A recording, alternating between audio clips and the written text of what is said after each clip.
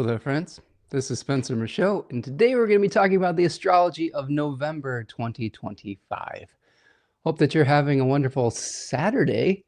Normally we come to you on Fridays, but I had an internet outage that lasted the entire afternoon. About an hour before we were set to go live, we had somebody, a tree trimming company, that cut the fiber optic cables to our internet and left half of the city of Ypsilanti without internet for probably about 12 hours or so. So thanks for hanging out with me on Saturday. Hope that you're doing well. We're going to be going on a deep dive of the astrology of November. We've got a lot of ground to cover today.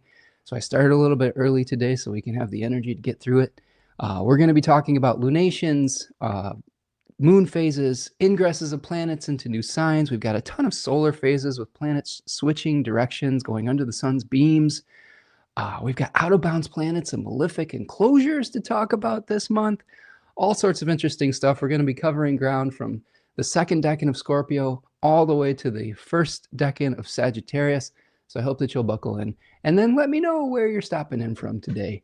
And then I can shout you out here on the channel. Across the hedge, what's up, Kai? Nice to see you. Hope everything's going well. Says hi from Kansas. Your issue is my blessing. Nice to see you, friend. You have to tell me who you all are in the chat here today. For some reason, YouTube has changed people's screen names to like sort of like your email, or something weird has happened. But I recognize some of your profile pictures. But if you're new, let me know what I should address you as. So, Kai, nice to see you here, friend. Hope everything's going well your way. Okay. So we're going to be talking astrology of 2025 today, and a couple announcements before I dive into the show today. Let's see. So we are going to be doing the astrology of 2025, and you can visit me over at spencermichaud.com if you would like to reach out for a reading, or sign up for astrological tutoring, or sign up for a class, or get more information on what the planets are doing. There's all sorts of options over there to sign up for readings if you need some guidance personally over the next few months or so, or if you want to get to know what your natal chart says about you. I'd be happy to work with you. Go click on the Book Now button over at spencermichaud.com. I also have a webinar store where you can purchase previously recorded classes and webinars. I have all sorts of cool things up there, including my Decan series, my Dignity and Devotion series that I did with my beautiful partner, Tanya Andrews, where we talk about astrological magic, how to elect a chart. We do a deep dive on planetary significations. The Decan webinars are really cool. We go through all 36 decans. We dive through mythology, dive into mythology. We talk about the fixed stars. We talk about the tarot cards associated with each 10-degree section of the zodiac. And you can find all that at the store right now. Speaking of Third Coast Mojo, my beautiful partner, Tanya Andrews, has an Etsy account where she has all these wonderful magically elected oils, soaps, salts that you can purchase. And right now she's having a sale for 50% off of her custom oils that are based on your particular natal chart. So if you're having a particular issue with your chart, or with a planet in your chart, or you're trying to achieve a specific goal, Tanya will take a look at your chart, do a consultation with you, and then make an oil that is based on the types of desires and goals that you have. So 50% off those right now. So hopefully you can take advantage of that over on Etsy, Third Coast Mojo. She does wonderful work, and yeah, support her.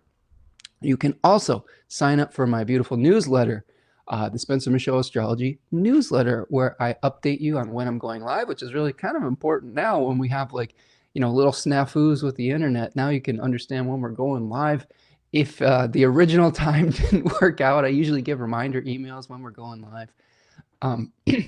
But I have all the sort of videos that I've done over the last few weeks that get posted each week in the newsletter. I have links to the store, to Third Coast Mojo. You can get an update on what's going on with that as well. So I hope that you'll sign up for that in the description of this podcast, wherever you are consuming it. And then finally, if you want to support the channel today, you can purchase a super chat here while I'm live on YouTube, or you can go to buymeacoffee.com and become a patron of the channel at that website. It really helps me to keep the lights on here, to utilize all of the software that I use to produce the show each week. It helps me to, pay my bills and do all these things and continue to do this work as an astrologer for you and bring this service to you. So please go over and support the channel in that regard.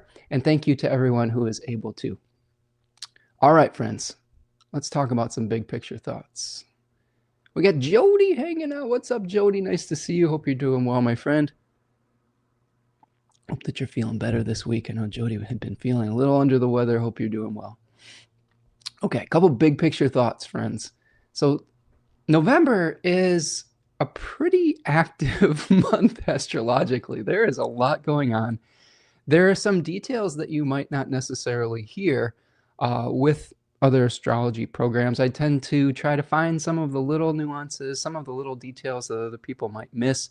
But if we're thinking just broad brushstrokes, big picture thoughts, the grand water trines are going to be a continuing story from October into November. So we have a number of planets that are making trines to one another from the third decans of each of the water signs. So we have Mercury and Mars and the Sun and Venus all in Scorpio 3 making a trine to Jupiter in Cancer 3, and then Saturn and Neptune in Pisces 3. So I will break those down when we go through our daily examination of the planets. But if you want a thorough breakdown of the grand water trines and the symbolism associated with that, I did a live stream last week. It's called Grand Water Trines. And it gives you a breakdown of each of those decans and what we might expect with the timing of all that. But we will talk about that today, but check that one out for a greater breakdown. Mercury is pretty active this month. We're going to have a Mercury retrograde cycle at about 6 degrees of Sagittarius coming up this month.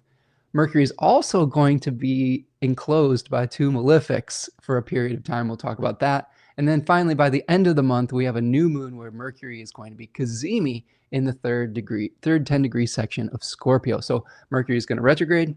It's going to go into a malefic enclosure. And then it's also going to be renewed in the heart of the sun.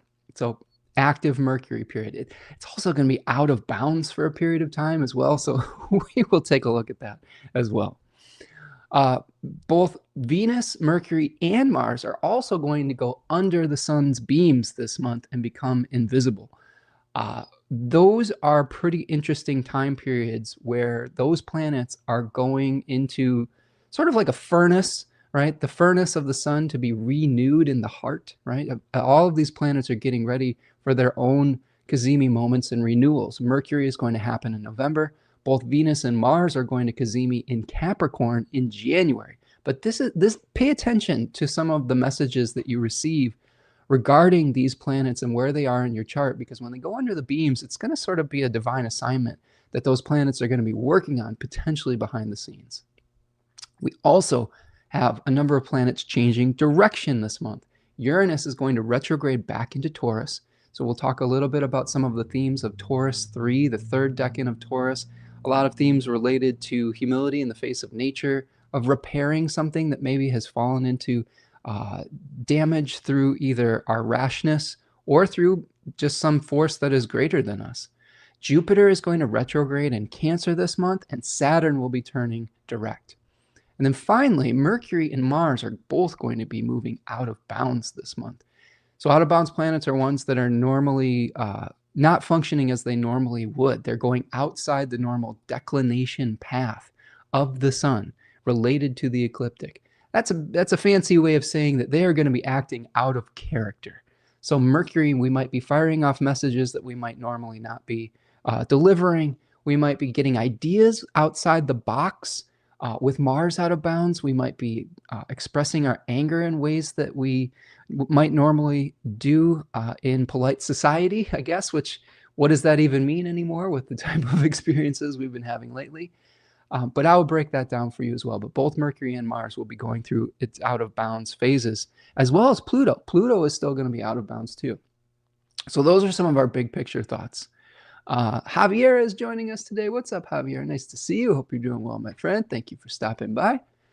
So let's talk about just sort of the medium range. Okay, we like to go big picture, and then we start zooming in into the details. Lunations for this month. So these are lunar phases, right? We have a full moon on November the 5th at 13 degrees of Taurus. I'm going to be doing a full live stream on that next week, talking about all of the themes and breaking down all the details of the lunation. I would say the gist of that one is figuring out how to find a rhythm in your life with Taurus 2, the second 10-degree section of Taurus, of how to merge with others, but also how to become independent and be able to support yourself versus how you blend your energy with other people. I would also say that that decan has to do with giving and receiving. So themes around how we receive benefits from others and how we support others are going to be coming up at that full moon on November the 5th. The last quarter moon is going to be taking place on November the 12th at 20 degrees of Leo. So we're going to have a last quarter moon where we're going to be sort of trying to figure out how to let go potentially of a position that we may be entrenched upon. Maybe it's a belief system, maybe it's a position of power. We need to be careful not to glamorize that old narrative and figure out how to let go and move on and move forward with our lives. On the 20th of November, we have a new moon at 28 degrees of Scorpio. That new moon is going to coincide with a Mercury cazimi at the same exact degree. So Mercury is going to be sort of in the heart of the sun as the moon is being renewed. So a really powerful new start for compost, right? For composting something, releasing a form that isn't serving us anymore, liberating that energy to find a new form, to find a new vehicle, to find something that will be able to support the life force that wants to animate it, rather than a form that has already been past its prime or past its moment. And then finally, on the 28th of November, we have a first quarter moon at 6 degrees of Pisces. So as we try to let go, as we try to figure out what stays and what goes in our life, we may be feeling like we want to move quickly with the sun in Sagittarius, but we also are thinking about how to journey and find meaning internally rather than just doing things on an external level. So we might have to find our why when we're figuring out how to balance out what stays and what goes in our life. We have to connect with meaning, with our dreams. So all of these things are going to be happening with the lunations this month. Now, ingresses, that's a fancy word for a planet moving into a new sign. November 4th, we have Mars moving into Sagittarius, out of its home domicile of Scorpio and into the domicile of Jupiter. So we might be wanting to take action much more quickly, much more rashly. We might be feeling restless with Mars moving into Sagittarius. On November the 6th, Venus will move out of its domicile and into Scorpio, its exile. So both Mars and Venus are losing connection to their home resources, right? Their home, the land where they have everything they need to carry out their preferred destinations or their preferred goals. So Venus moving into Scorpio, we might have some desires that have some difficulty getting met. So we'll talk about that this week also. On November the 7th, Uranus is going to retrograde back in Taurus out of Gemini. So we might have some unexpected things that come through dealing with physical resources, through dealing with our habits, our routines, with our bodies. So this is an opportunity for us to revisit anything that we may have just not, some loose end that we might not have tied up with the last time Uranus was moving through Taurus. So we'll talk about that. Mercury is going to retrograde back into Scorpio on November the 18th from Sagittarius, and then prepare for its cazimi moment. The sun is going to move into Sagittarius on the 21st of November, and then Venus is going to follow into Sagittarius on the 30th of November. So we have 3 different Venus signs this month, which is kind of cool. We start off with Libra. We have most of the month with Venus in Scorpio, and then we have a day or so with Venus in Sagittarius. So we will talk about that. Venus is kind of flying through the zodiac here. Okay, a couple more things. Yeah, Javier says it's a spicy month. It is a spicy month, and we will hopefully we'll figure out how to manage that spiciness. I think you'll really like the animal that we get. I won't spoil it, but it definitely has some qualities of spiciness for sure. Wow is here. What's up, Wow? Nice to see you. It says, wow, Venus is busy in November. Absolutely. Very, very busy month for our Venusian goddess. Okay. So, solar phases, a number of very important solar phases. So, this is something that Hellenistic astrologers or traditional astrologers had a lot of interest in because they would think of them as moments of phasis. And phasis is kind of a fancy word for an omen that speaks. So, whenever a planet goes under the sun's beams, it's sort of giving this indication in the sky where it's either blinking in or out of existence, in the way that we see these planets. It's going into the furnace or into the underworld or something of that nature.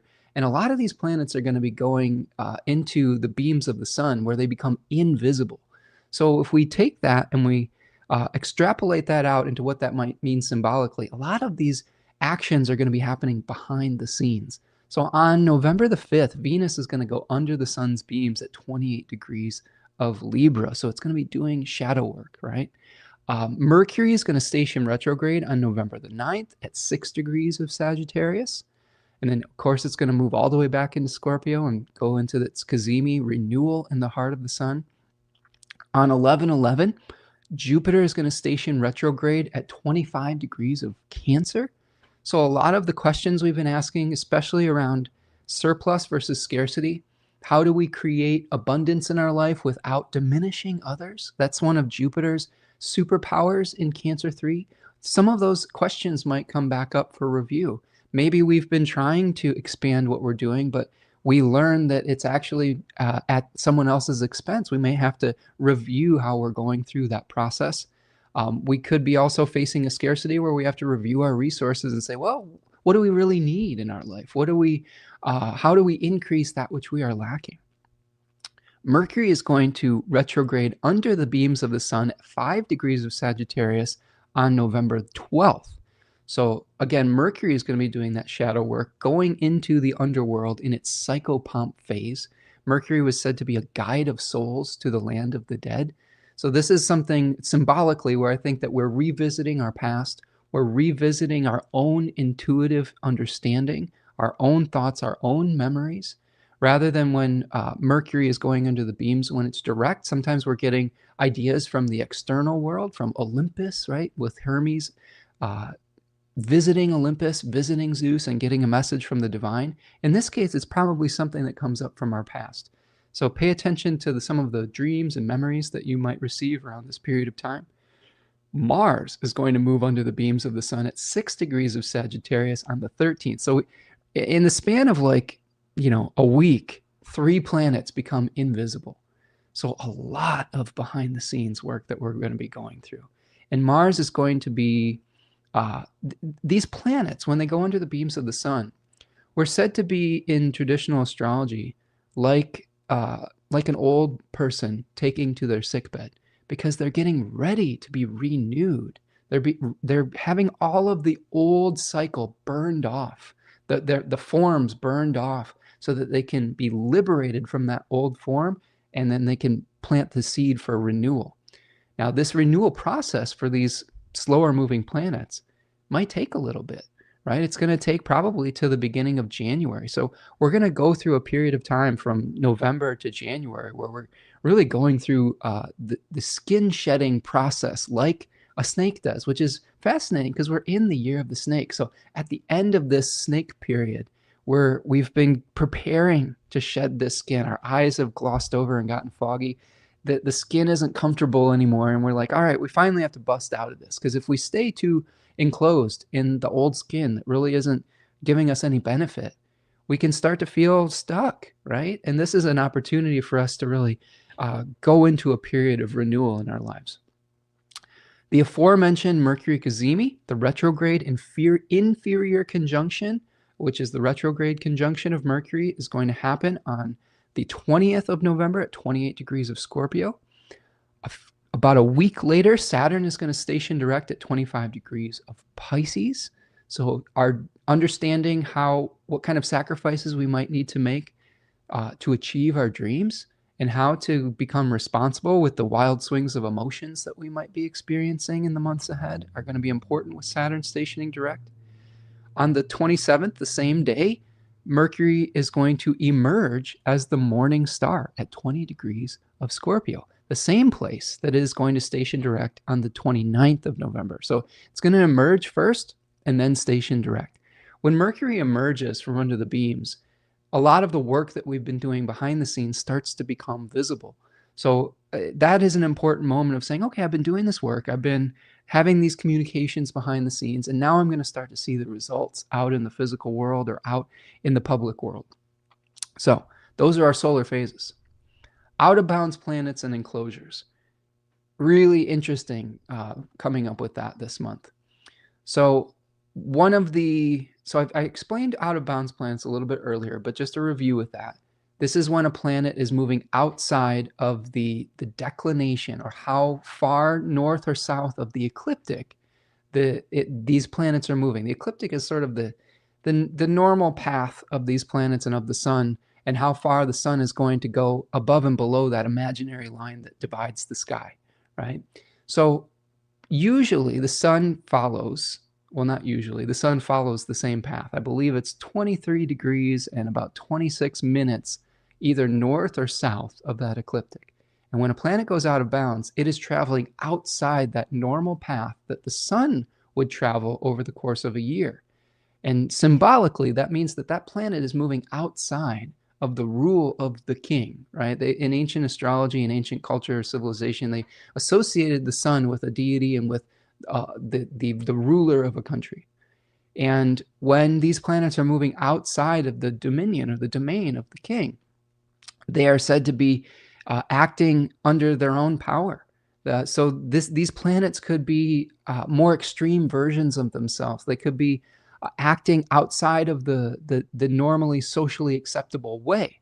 So we do have Mercury, Pluto, and Mars all going out of bounds, in addition to a couple lunar times with the moon going out of bounds, which is a regular occurrence. The first thing that happens really is, well, let's back up for a second. From November 1st to November 10th, Mercury will be out of bounds. So Mercury is going to be communicating in a way that is outside the norm. We might be saying or thinking things that we might not normally think of. Pluto is going out of bounds from the 1st of November to the 21st of November. Now, this has been a longer-term transit, and it will be a longer-term transit where Pluto is going out of bounds for the next, off and on, for the next 10 years or so. And in this case, it is going out of bounds south of the ecliptic.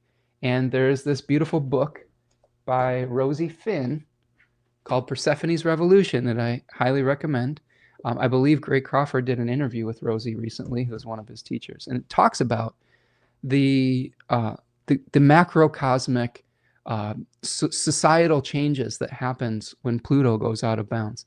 The good news, I think, for those of us who are pretty upset with the way things have been going with the rise of authoritarianism and of some injustices that we're seeing out in the world, is that Pluto in its southern declination tends to return power back to the people through revolution. So we are going through in the next 10 years a return of power to the people. I feel like we're seeing sort of the last gasp of the old guard that wants to keep things a certain way, that wants to consolidate resources, power, money, etc. And we are trying to clear the decks with that. Now, it's a dangerous period because when people feel that power or resources are slipping through their fingers, they sometimes will do horrific things to hang on to those things. So this is why we have to be aware of our surroundings. We have to be aware of how we're moving through our worlds. But Pluto out of bounds from November 1st to November 21st. The next time it'll be out of bounds is from August 11th of 2026 to November the 10th of 2026. So we're going to have sort of a break from those revolutionary tendencies, I guess, for a few months after this. But it is still simmering in the background. The other thing in the beginning of the month that I think is important is Mercury is going to be going through a malefic enclosure. And that's going to start when Venus, I'll show you in the chart, but Venus is going to be moving past 25 degrees of Libra. And generally, Venus was breaking up the malefic enclosure of Mercury in weeks past, but it will no longer be able to do so. So this is both Mars and Saturn making challenging aspects or relationships to Mercury, making it feel a little stuck, a little hemmed in, right? It's going to end when Mars conjoins Mercury retrograde later on in the month. So the Mercury malefic enclosure period, November 3rd through November the 12th. So Mercury is really having a difficult time this month because it's going to be in its exile in Sagittarius. It's going to be under the beams, getting ready for renewal. And it's also going to be going through this malefic enclosure period. So beginning of the month, mercurial significations are challenged quite a bit. Also out of bounds too, right?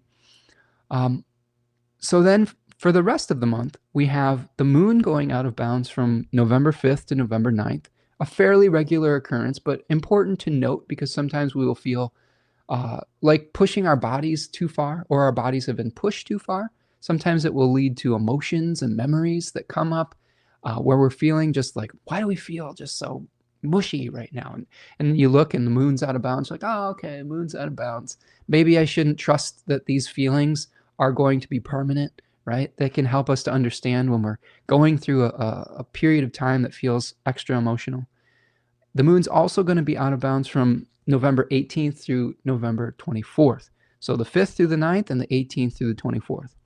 And then finally, this month, we're going to see Mars moving out of bounds from the 27th of November all the way till January 3rd. So this is a long period of time all throughout December, end of November, all throughout December, that Mars is going to be acting in a way that is not within the normally socially acceptable manner. So this could lead to some violence out in the collective that we wouldn't normally see. We could see ourselves reacting in ways that we might not normally react. And when we understand that Mars is out of bounds, I think it can help us either to sever and separate things from our lives that we normally would be afraid to do so, or it can also help us to understand that our anger is going to be accentuated in the weeks ahead. And when we understand that, we can try to set up circumstances where we have positive outlets for that energy so that we don't destroy something that we would wish to preserve, a relationship, something in our house. Like maybe we get so mad that we try to break something. If we know that we're going to be experiencing this extra anger that is out of character, maybe we need to exercise a little bit more. Maybe we need to get some extra sleep. Maybe we need to have a premeditated type of thing that we do when we feel that energy bubbling up and about to erupt. Maybe we need to have an agreement with a partner or with someone that we're in relationship with to say, you know what, when I start to get angry, we're going to have to call timeout or something like that. So those are all things that you could do to prepare for this type of experience. So those are all of our kind of medium range experiences. I'm going to check back in with the chat. We've got people stopping in here. Appreciate all of you. Thank you so much for joining me on a different day, right? We have all sorts of cool people stopping in. Javier's got saying, what is Javier saying here? Jody says, speaking of spicy, I was going through an ephemeris and started working on what 26 is looking like. Oh boy. You know, Jody, I appreciate the look ahead. I will say that I have a general idea of what things are looking like in 2026. But man, the ability to take things one day, 1 week, 1 month at a time, I think is something that's helping my sanity a little bit. I do know that we're probably heading back into Saturn and Aries periods, which could be spicy. And we'll take a look ahead, but let us know if there's something that we should be aware of and preparing for in advance, Jody. Yeah, Javier says it's definitely a prep for a busy year ahead. Javier says, I've not been liking my dreams lately. My goodness. Well, write them down and see if you can get them out of your head so you don't have to keep dreaming them. Jody says, out of bounds planets are naughty. Yes, they can be very naughty. Absolutely. Javier says, hope everyone's doing well. I was riding the waves this week, a little seasick this week. And I'm sorry, Javier. Hang in there, friend. Robin says, hi, Spencer. Looking forward to November. Nice to see you, Robin. Hope you're doing well, my friend. Yeah, I think we'll be able to get through this month okay. There's just a lot going on for sure. Oh no. Javier says it's a dangerous period. They want to cut any rights for people who are renting in Ontario. Oh my goodness. That is tough. And this is something that we're seeing in a lot of different places, like people's rights being taken away, and more so because of greed, corporate greed, oligarch greed, all of those things. I mean, we have to call it as we see it, right? So how do we push back as a community? How do we support each other through the challenging times? How do we deal with maybe some leaner times in the meantime while we work to change the system back to one that's more fair and just? And then just how do we take care of ourselves as we are witnessing some of the challenges that we're going through? How do we participate in ways that will enact real change? And also, how do we take care of our nervous system so that we don't get burned out along the way? I think this is something that I've been talking about for the last few years, is when we started to see how some of the elections were turning at various places within the world. Some of my advice from dealing with this the first time around, when we had some authoritarian type people being elected, was it's going to be a marathon and not a sprint. And I think that it feels like the changes have been happening very quickly, and they have. But we're not quite through all of it yet, and we have to be able to pace ourselves as far as how do we maintain our own sanity? How do we maintain our own connections with our neighbors and with people that we want to support over the long haul? And if we burn ourselves out through fear, through getting angry every second of the day, we're just not going to make it. So I think that this is the other thing to consider, is how do we pace ourselves with this, take the actions that we can take, and then recover so that we can continue on. Stellar Rendition is here. What's up? Says, hey, Javier, my dreams have also shifted this week and been kind of whacked too. I've been having some crazy dreams too. I can't remember all of them. I was having some dreams last night, but definitely the dreams with the grand water trine, I think, are trying to get our attention. Susanna is here. What's up? Moi, moi, moi, my friend. Hope you're doing well. Susanna is joining us from Finland. Nice to see you. Hopefully the little bit earlier time is helping to keep you fresh during the dinner hour over there, Susanna. I believe it's probably something like 5 o'clock over there, or 2600 or something like that. No, 1700 hours. Sorry, I've got to do the math. I'm not used to doing the 24-hour time period, but we'll figure it out. Javier says, we could discuss today. Also grateful nothing bad happened with you, Spencer. Oh, I appreciate it, friend. Nothing bad happened. We just lost our internet. Like, I think that we had a tree trimmer that we've been having a lot of trees being trimmed, and some of them being cut down because, I don't know, maybe it's climate change, maybe it's something, but a lot of the trees in our area have been suffering and dropping a lot of limbs, and the tree trimmers have been out and really like cutting a lot of trees down. And yesterday they cut through fiber optic cables for an internet company that we have here that provides service for over half the city. So over half of the city had the internet completely cut for over 12 hours. So apologize for that. And it was very, very frustrating, especially when we have these things scheduled. I was ready to go. I was prepared and ready to go. And now I'm doing this on what is normally my day off. But so it goes. I'm just happy to be here with you today. Javier says, well said, perfectly. One day at a time, or even one moment at a time. I agree with that, friend. I agree. Kate's here. What's up, Kate? Nice to see you. Says, I keep seeing a lot of motor vehicle accidents since Mars and Mercury.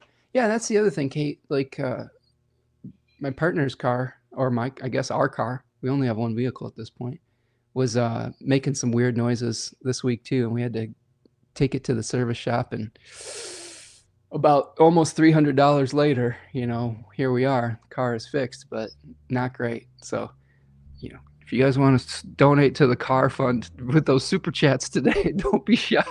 We just had a very painful bill. But yes, I definitely could be Mars, Mercury coming together, bringing harm to our vehicles of travel, right? Our chariots, so to speak. Yeah. All right. 20 people in the chat. Love all of you joining me today on a Saturday. Appreciate all of you. So let's start out. We're going to just kind of go take this decan by decan. And Sun in Scorpio 1 just for a day. The first thing I'll say about this, though, is that we don't really have any aspects that are going to be kind of perfecting around this period of time. But we are going to see the fallback period in America. So in America, we're going to have Venus squaring Jupiter. This is really when the sun moves into the next decan. But I wanted to just make you aware that on November 2nd in the States, we're going to be falling back an hour, losing an hour. So make sure you have that on your calendars. So let's start out with Scorpio 2. Scorpio 1 was just about identifying some of the habits that we want to release. And Scorpio 2, let's bring this here. There we go. Scorpio 2, okay, I'll just show you here a quick reminder. Here's Scorpio 1, 5 of Cups. Very Mars-ruled decan. It is about understanding desire and about trying to identify that which is needing to be released. I would say the main theme in this decan is not necessarily being able to fulfill a desire that we have. Austin Coppock calls it a jawbone. The spirit or the 36 heirs of the zodiac daimon is the nymphi, which are objects of desire. But because this is a martial decan, Mars likes to sever and separate. Okay, so in Scorpio, the severing and separating that is happening is the spirit or the animating energy from a physical form or body. In Aries, it's different. We're severing the spirit from a collective spirit in the transition from Pisces to Aries, and then we're individuating from that collective energy so that we can infuse that spirit into a body from the transition to Aries to Taurus. But in this case, we're liberating that spirit back to the collective, back to freedom in the transition to Scorpio to Sagittarius, liberation from a form that is no longer providing us with vitality. We've talked about this a lot on the channel. This is something that we don't really hear talked about enough in popular culture, especially in Western civilization, is the need to release. We get obsessed with growth, we get obsessed with birth, creation, etc., but we don't appreciate the beauty of decay. We don't appreciate the balance that is necessary by letting go of things that don't serve us. We have examples of people who are so obsessed with hoarding, whether it's wealth, property, power, etc., that we're not going to see these people talking about the need for release, for letting go. And if they are, it normally is only in a way that will serve to benefit and enrich and support their hoarding tendencies. In indigenous cultures in the North America, that's called the Wendigo mindset. The hungry ghost, the hungry demon that is sort of like Rahu, that is never satisfied, right? In Scorpio 1, we can identify some of those hungers within ourselves. Now, when we go to the second decan, right? Second decan is a sun-ruled decan in the descending Chaldean order, and it is a spotlight. It is a sepia-toned photograph, Susie Chang compares it to. It is a nostalgic card. It is a nostalgic decan. We may be going through a process that Austin Coppock calls mutual distillation. And what that means is that we're revisiting something so that we can understand it, so that we can squeeze all the essence out of it, but not permanently. But we can squeeze the essence out of it so that we can release the old form and then ferment all of the juice that came out of that, turn it into something, turn it into wine, turn it into whatever. And then we can return that spent form to the earth to provide future sustenance. So we're going to be starting off the month in Scorpio 2, where we might be feeling the pain of return, which is what nostalgia means, the pain of return. We might be feeling like, oh man, I really don't want to let go of this. Maybe I identified a form that needs to be let go of, but I really liked what it meant for me in my life. I really liked this memory, this relationship, this place, this stuff. It brought me joy at one point. And that's what we're probably going to be starting off the month with, is feeling flooded with some of those feelings. The key is to appreciate those times, but not get stuck in that past. A lot of times when people have prominent Scorpio 2 placements, a lot of their life is getting stuck in that past form that really is not really serving them. And that can lead to a lot of suffering. It can lead to depression. It can lead to just feeling stuck. Scorpio is a fixed water sign, right? Think about it maybe as like ice, right? Like we're getting frozen and we're not able to move forward with our lives anymore. And we got to thaw those things out before we get into Sagittarius. Spirit in this decan, Leto. Leto was the mother of Apollo and Artemis. So themes of the birth of twins in this decan is often comes to the fore. Leto was someone who never got safe harbor. Leto was a consort of Zeus, a paramour of Zeus, and Hera was always pissed when Zeus stepped out on her, and Hera sent this giant serpent to pursue Leto. So there are serpent battles in Scorpio. We see this a lot of like fighting inner demons, fighting battles, and that was a big demonic force really that was pursuing Leto. Eventually, Apollo slew that serpent that was pursuing his mother, I believe. And Leto also found safe haven and safe harbor with an island that her sister had become after her sister had been pursued by a malefic force. I think pursued by Zeus, actually. So there might be safe havens or harbors. There might be positive memories that we're revisiting. We might be merging in a deep emotional way with other people, but not necessarily for a permanent revival or renewal. I often will see, exes come into people's lives and a renewal of some kind of feeling where they're like, oh, this feels really good for this short period of time, but it's not a permanent renewal. It's we're learning something so that we can finally let go of it. Jody, thank you for the super chat. Thank you so much, friend, for your generosity. Appreciate you. Says Car Fund, LOL, and thank you for coming live for the Astrology of November today. Appreciate you, Jody. Thank you so much, friend. You're always so generous in the chat here, so always love working with you, and thank you today for helping out. Let's see. Javier says, Spencer, you've got all these risky things around you. Be careful. I'm trying. Javier says, if you let go for giving up, I say, I'd rather use my energy elsewhere.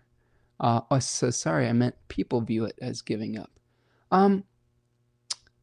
Let's see what else you have to say here. It says, I'm firm on I won't be somewhere. I need change who I am to be there. Better not waste your gift on useless materials.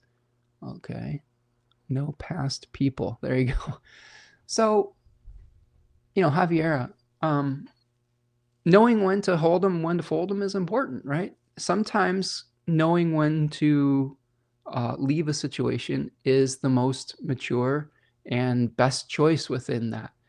That's something that you and I have talked about throughout your journey as an immigrant to a new country. Like knowing when to leave and when that was fortuitous for you. These are all questions that we might be asking ourselves with Scorpio too. It's somewhat similar to the third decan of Aquarius, where we have to know when to hold them and when to fold them. I would say that third decan of Aquarius is more about leaving the situation. This one is more about revisiting it temporarily in a sort of emotional, nostalgic, maybe even in slightly an illusionary type of way. Okay, so that is going to be the time period from November 2nd to November 11th, okay? All right, yes. Kate says, Jody, thank you, so generous. Yes, thank you, Jody. You are awesome. You appreciate you, friend. Excuse me, 1 second. Okay, so let's start taking you through what we might be experiencing while the sun is moving through Scorpio 2. So we'll take this away from the stage and we'll bring the chart up here. And sorry, but it's going to be small for the time period. And of course, we start out with Venus squaring Jupiter. Okay, so we have Venus here at about 23 to 24 degrees of Libra. squaring Jupiter at 24 degrees of Cancer. And I'm going to have to go a little bit quicker through some of these aspects because there is so much stuff to get through. But the basic gist of Venus squaring Jupiter, oftentimes we'll see that as too much of a good thing, right? Maybe there's something where we are trying to restore balance, harmony, right proportion with Libra 3. And we're having the conversations that increase that which is lacking and decrease that which is excessive. And we're trying to do so in a way that does no harm to others with Jupiter in Cancer 3. The other thing to think about on this day, this is going to be Saturday, November 1st, that we're going to be falling back. I believe this is 2 a.m. or so. I don't know if it's Saturday or Sunday. I think it's Sunday that we're going to see the fallback in America, the 2nd. That's right.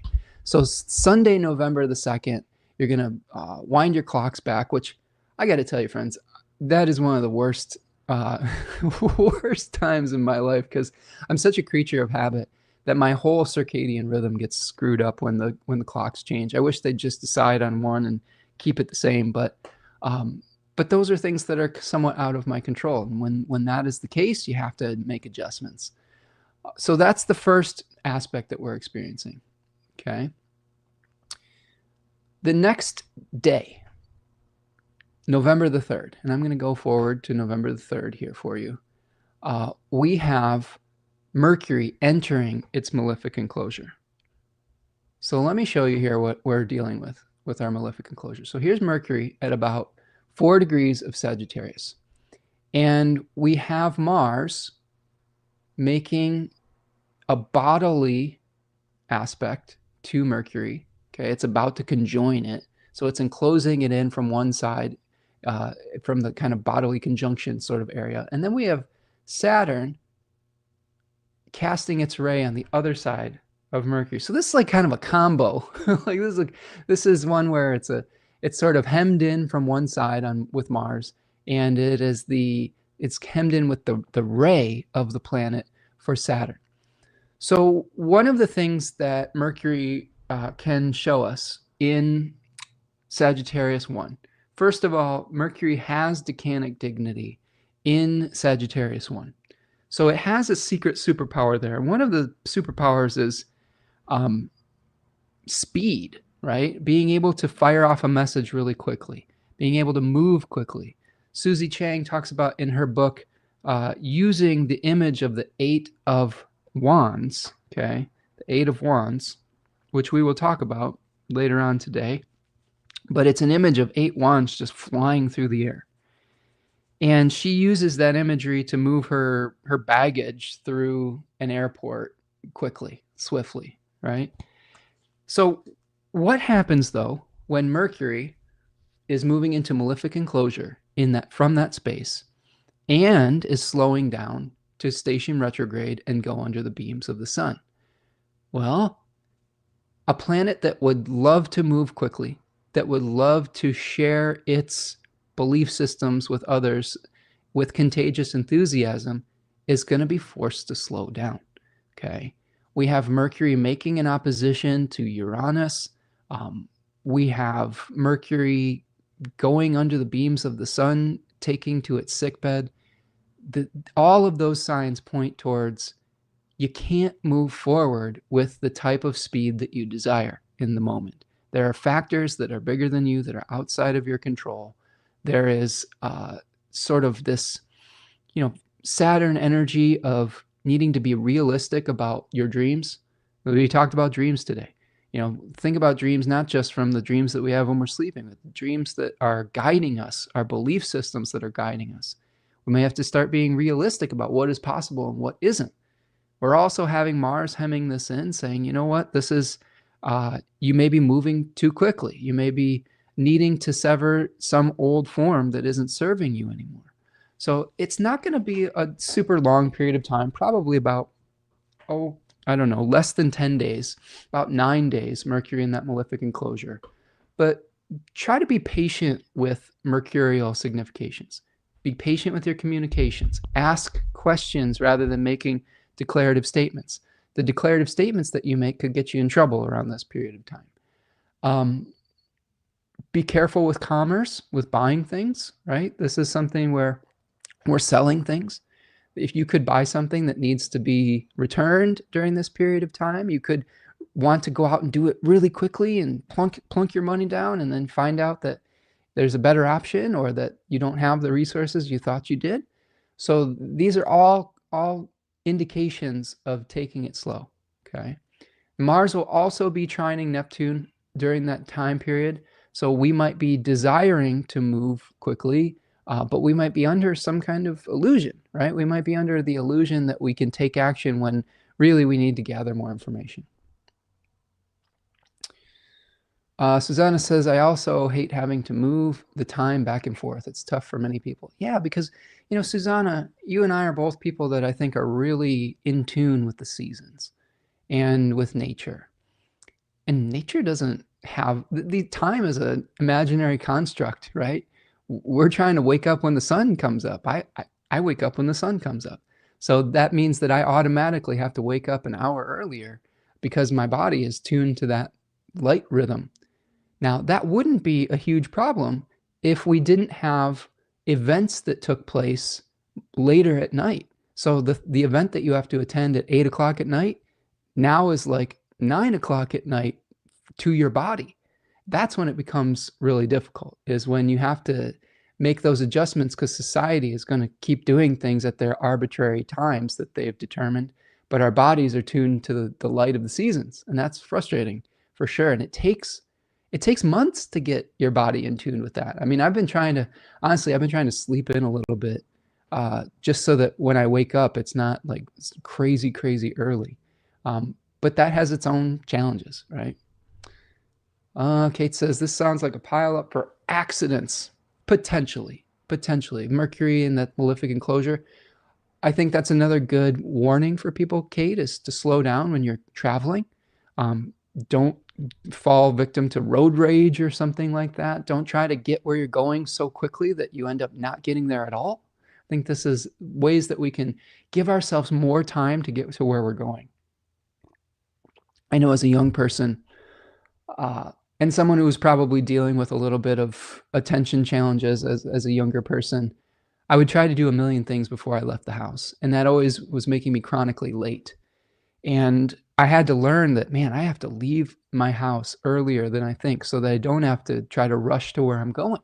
So give yourself extra time to get to where you're going during this period of time. And I think that you can survive it much easier.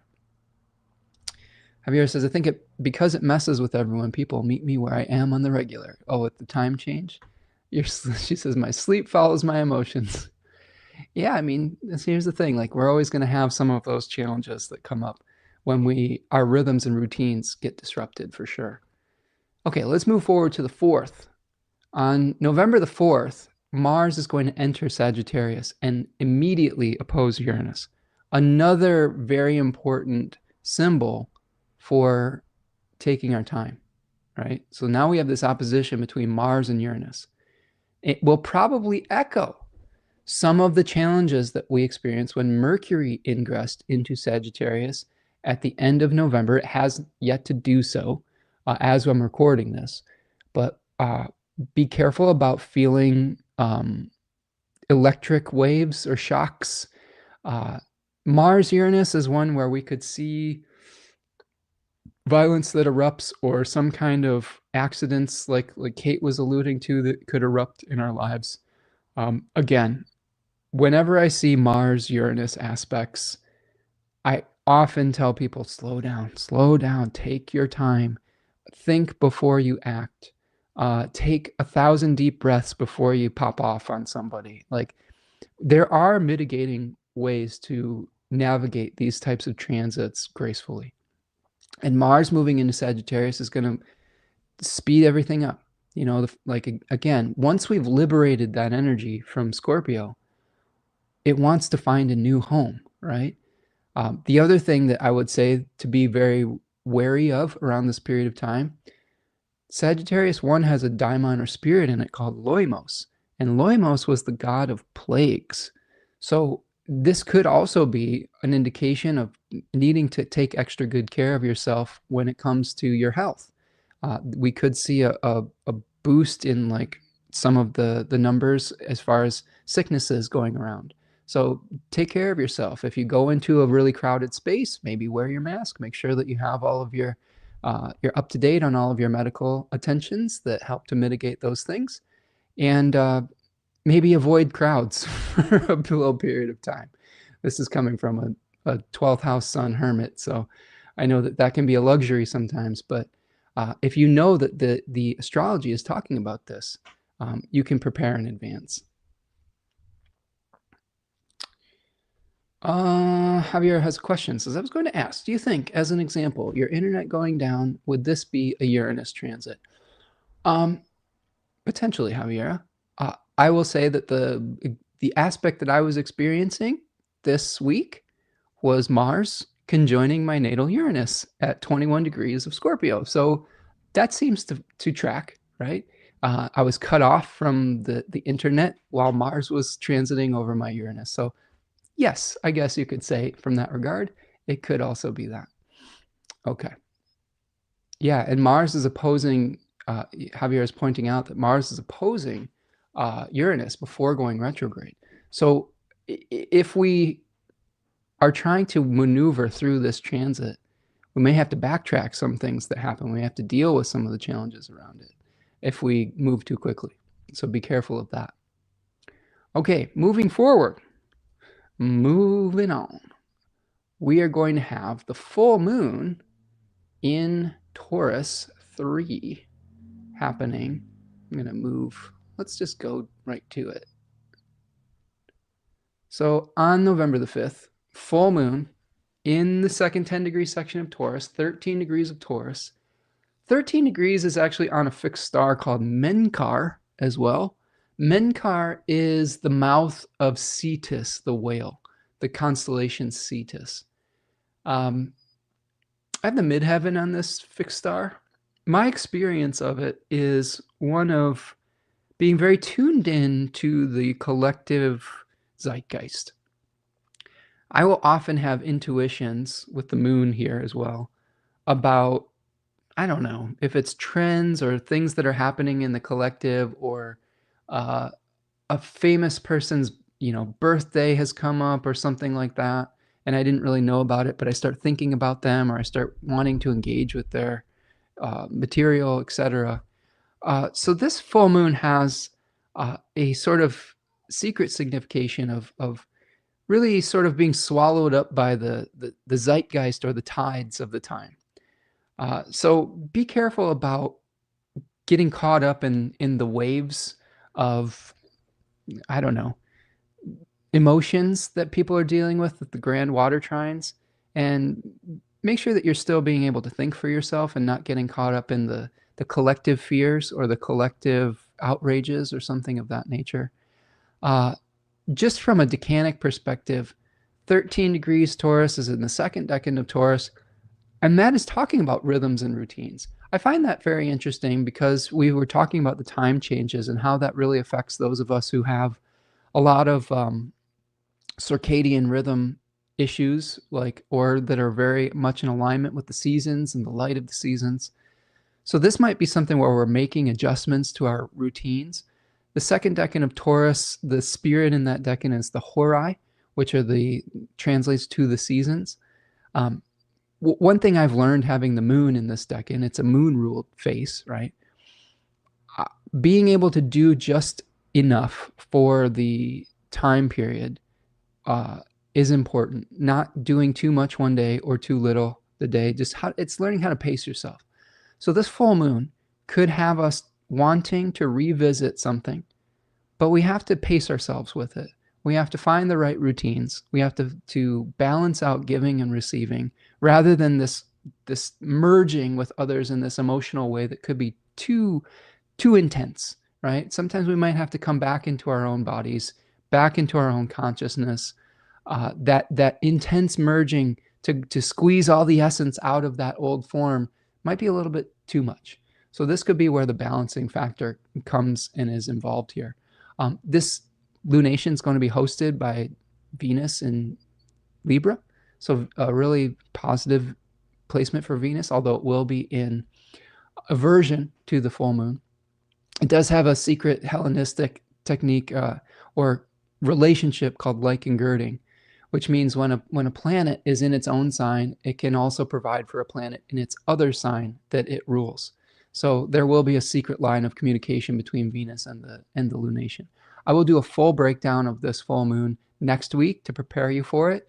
But in the big picture, finding the right routine, think of it as a gardener who is watering the plant just enough and then letting nature take over the rest of the growing cycle without trying to over nurture or over getting involved with it. Susanna has a super sticker. Thank you so much, Susanna. Appreciate your generosity today, friend. Hope that everything's going well your way. Susanna is an excellent artist as well. I've been really appreciating Susanna's Inktober. She's been posting all of these ink drawings on her social media accounts. Go ahead and check her out. She's a wonderful painter. Kind of got this really unique style that has a little bit of Van Gogh tendencies with it, with like all these different color splotches. I love it. And a lot of nature themes, mystical nature themes. So thank you, Susanna, for your generosity today, friend. Okay. Let's see here. Javier says, I like full moons. Maybe that's my night chart. I love the light in all that darkness. Sounds like Bane, right? From Batman. Darkness. I was born in the darkness, Javier says. Right. Oh, you're more than welcome, Susanna. Appreciate you. Okay. So that's our full moon. Let's keep rolling. Got a lot of ground to cover today, so I'm trying not to get too hung up on one particular day. So thank you for moving at the pace with me today. So on the 6th, after we get through our full moon, we have Mars making a sextile to Pluto with Venus moving into Scorpio. So Venus is going to move into Scorpio that day. Okay, maybe later on in the day. There it is. So once Venus moves into Scorpio, it is going to be in its exile. And it has a new host when it moves into Scorpio, okay? So the other thing to remember during our full moon phase is the moon's also out of bounds during that full moon. So maybe an extra emotional time. But the moon does have an exaltation dignity there. So it's generally can be a very positive full moon. So on the 6th, when Venus moves into Scorpio, we now see Venus, instead of being in her home domicile, her home sign, she's, now going to be hosted by Mars, and Mars in Sagittarius. So 2 things I think could come through this. First of all, Venus in Scorpio 1, desiring things that are difficult to be fulfilled. Now, that doesn't mean we won't pursue them. And with Mars hosting this Venus, even though it's an aversion, we might be inspired to rush towards those desires, even though in the back of our mind, we know that they're either addictions or things that are hard to satisfy whatever that desire is. So this is another, I think, indication of really checking in with yourself and say, why do I desire this? Am I trying to numb myself from something? Oftentimes, we pursue things because we're feeling pain. You know, my vice when I'm feeling bad is food. I'm an emotional eater. When I'm feeling stressed out, I'm like, I have to have a snack. I need to just put some dopamine into my body through a snack. Yeah, it's like physical, through sensory things, right? I need something that tastes good. And I think that oftentimes when I'm feeling that way, I have to sit down and say, why am I feeling this way? How do I deal with this stress in a way that's healthy, that doesn't make me feel sick from eating too much or from eating something that's not healthy? I really try to, put nutritious things into my body. It's not always easy. Also, I live with a partner who is an excellent chef, who also cooks. She has a richness to her cooking style, I guess you could say. So, and if you're listening, Tanya, I love you, and you're an amazing chef. But there have been some times where she will make so much great food that I'll have trouble saying, I gotta stop, So portion control types of things. But with Venus moving through Scorpio, try to get to the core of why you're feeling the way that you're feeling that may cause you to pursue something that you deep down inside might not be the best for you. And then how do we work through that in a healthy way? Sometimes it can be through journaling. Sometimes it can be through talking to a friend. Sometimes it can be through resting, sleeping, going for a walk, connecting with nature. There's so many things that we can do where we can make choices that will lead to more satisfying outcomes rather than pursuing the thing that we know is unhealthy or toxic for us. So this is something to consider when Venus moves into Scorpio, is that the desires that we're pursuing, they may not lead to that extended feeling of well-being that we hope that they would. They may just be temporary things, because when Venus is moving through Scorpio 1, these are desires, like Austin says with the jawbone, they're hungers that are very difficult to satisfy. Let's see. Okay. I'm going to keep rolling here. Sorry if I can't get to every single comment today, friends. Keep the comments coming. And if you have questions, I'll make sure that I get to the questions too. We're going to try to get this thing in around 3 hours, mostly because I need some time off this afternoon. But I love being with all of you. But I got some, Saturday is like a chore day, right? You do like chores on Saturday. And usually I do this on Fridays. And now the chores are starting to get sort of the short end of the stick today. But, all right. Yeah, it's like my laundry is calling to me. It says, hey, Spencer, you need to do your laundry. But no, I have some astrology to do. I have to meet up with my friends and do some astrology. But I will say this, friends. I am so grateful that you're joining me here today. It's just awesome to see all of you here in the chat. And thank you for all your generosity. Thank you for your comments. The comments, the engagement is important, and it really does help the channel. So keep the engagement coming, and just appreciate you. Okay, let's move forward to the 7th, November the 7th. This is when Uranus is going to retrograde back into Taurus. So if we go forward a few hours here where Uranus is back in Taurus, there it is. So here is Uranus in Taurus. And also that newly ingressed that newly ingressed Venus, I misspoke, is going to be squaring Pluto. Okay. So it's fascinating to me when some of these aspects happen simultaneously. So Uranus moving into Taurus 3. Taurus 3, if you're unfamiliar, is syncretized with the 7 of Pentacles. So it shows a figure that is like leaning on his farming implement, his hoe, if you will, leaning on his hoe. And he is assessing the damage of a blight, of potentially a potato blight from the 1840s. If you want to be specific with this card, you can see here that he's got all these, he's waiting for his harvest, but you can see that some of the harvest is brown. The leaves are brown. He's kind of like, all right, how much more work do we have to do here? How do we assess this damage? How do we deal with the disease and blight, the pests that are, making my crops sick? And this decan, there's a lot of examining of past behaviors and saying, what have we done in the past through potentially our rashness? And I say rashness because there is a spirit in this decan called the Litai. And the Litai were these old women that followed behind a demon called Eight, who basically would step on the heads of human beings to get where he wanted to go, but through his rashness. It translates to like ruin, but also rashness. Doing things too quickly can create ruin in our lives, right? So remediation is a theme here. We might be having a shocking awareness of something that needs to be remediated, something that needs to be repaired, etc.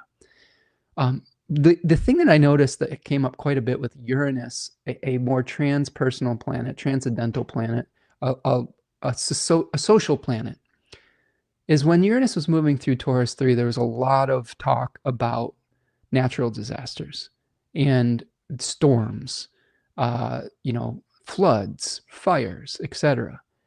And how do we deal with those? How do we repair damage from a flood, from a fire, from a storm, from wind, etc.? Because there's themes in this decan around, it's a Saturn ruled decan, by the way. There's themes in this decan around humility in the face of nature. So we may have some unexpected things that come to us through no fault of our own, but potentially through things that we did too quickly that we need to revisit and repair. One thing to revisit with this is like your insurance policies. It's like figuring out if all your safety mechanisms, your safety plans are up to date. And that could be an opportunity with Uranus moving through this decan.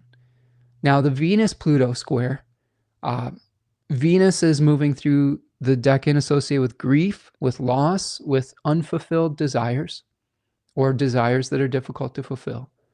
Pluto moving through the 10-degree section of Aquarius associated with intentional exile, with a winner and someone experiencing a defeat, with Schadenfreude.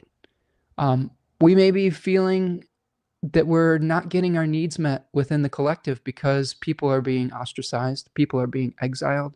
The people on the fringes of society are being othered and violently othered. Immigrants are being demonized. It is a time period where we're experiencing the ugly side of how people deal with someone who is not in the centralized power, right? And with Venus squaring this Venus oftentimes will talk about issues related to the divine feminine, to women in particular. So we may have an issue related to that coming to the fore that exposes corruption. We may also be experiencing in our personal relationships a desire for power and control. This is something else that Pluto can expose, is how we deal with power structures in our life. So I guess what I would say is twofold. When Venus is in Scorpio, generally what Venus would like to do is be receptive to the good fortune that wants to come to them. When Venus is in a Mars-ruled sign, Scorpio or Aries, Mars is a planet that likes to pursue things that are important to it. So Venus then becomes a hunter or a huntress. And we have to be careful about hunting the things that we desire. And then with the contact with Pluto, manipulating our way towards our desires, manipulating other people to bend towards our will. You could see a lot of propaganda out in the news, like people trying to glamorize something that is an abuse of power. In our own lives, we could be trying to manipulate other people towards and bend them towards our will, when we should just be receptive to what that would be a better way to create a win-win situation rather than trying to bend people to our will. So something to keep aware of when you see the square. Now, this is going to be an echo of the other planets that have moved through that area of the zodiac and immediately squared Pluto. Mercury, Mars, and the Sun have already gone through this by this period of time. So look back on those dates and you'll get echoes of that, but just with a different planet. Let's see. Yeah, Javier says, Holinen. Yep, there you go. Kai says, my chore day is Monday to go with the moon. In Old Norse, Saturday was literally wash day.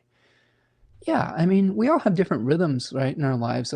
Generally, I would say, Kai, one of the take a look at your natal chart to see where the moon might be or where Saturn is or something of that nature. I tend to think that the day that rules the planet that rules the days of the week, I often find that I'm doing those types of activities. Like, for example, Venus in my chart is in the 11th house.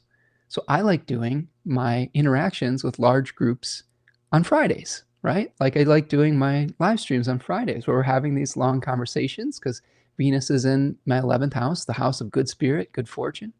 Today, the Saturn is in my second house in Virgo.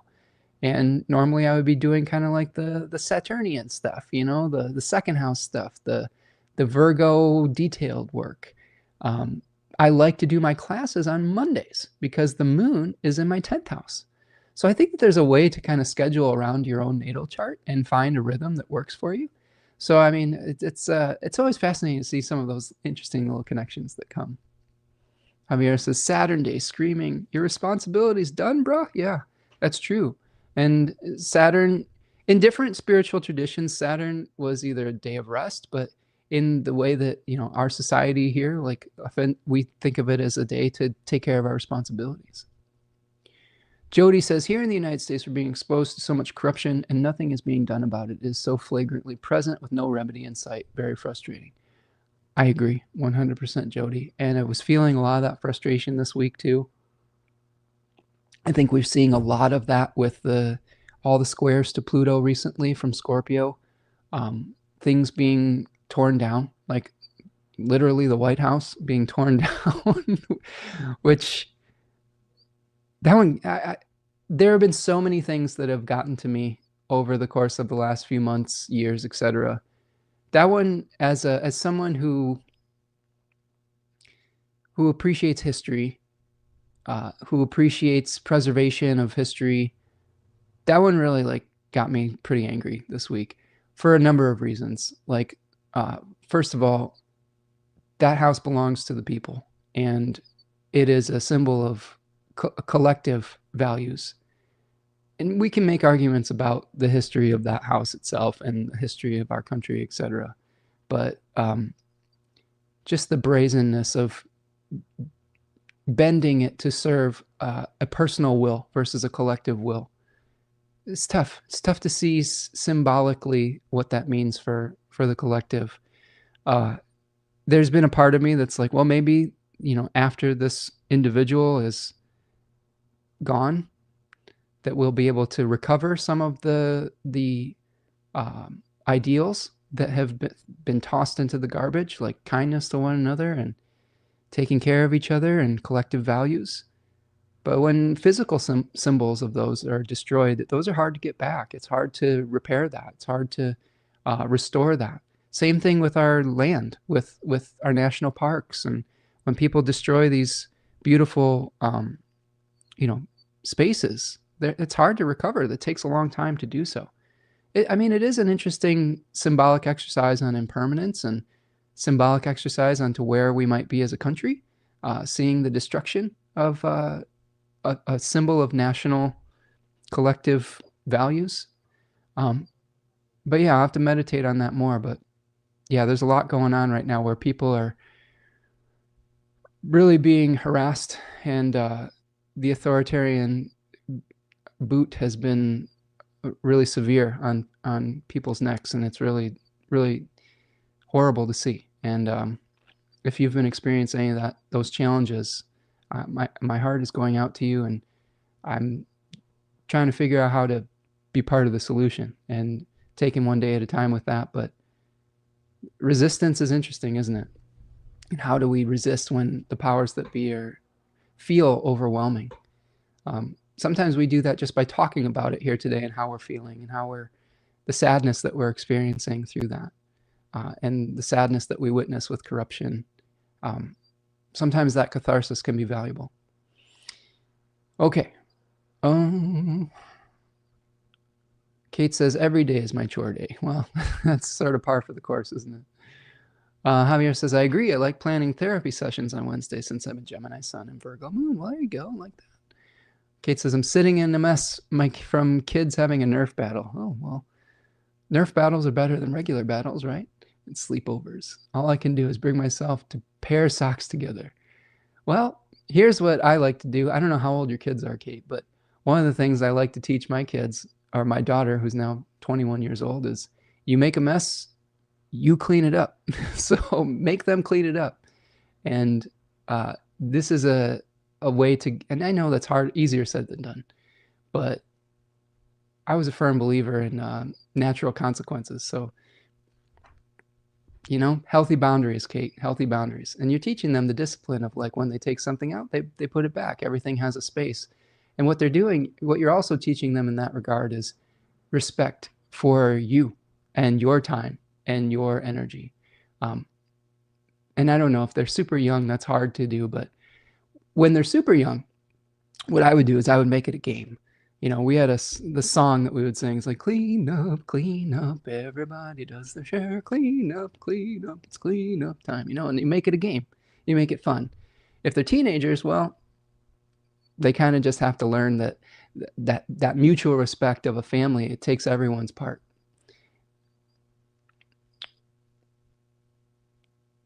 Okay. Jody's saying, I don't listen or watch any news, but I still hear the nonsense. It's hard to avoid it, right? And we shouldn't avoid it. We should understand what's happening in our worlds without it letting it consume us. I think that's the balancing point. Yeah, hasn't even been a year. Changes have been happening very quickly. I agree. Group hug time. Kate says, I told him Spencer said so. That's funny, Kate.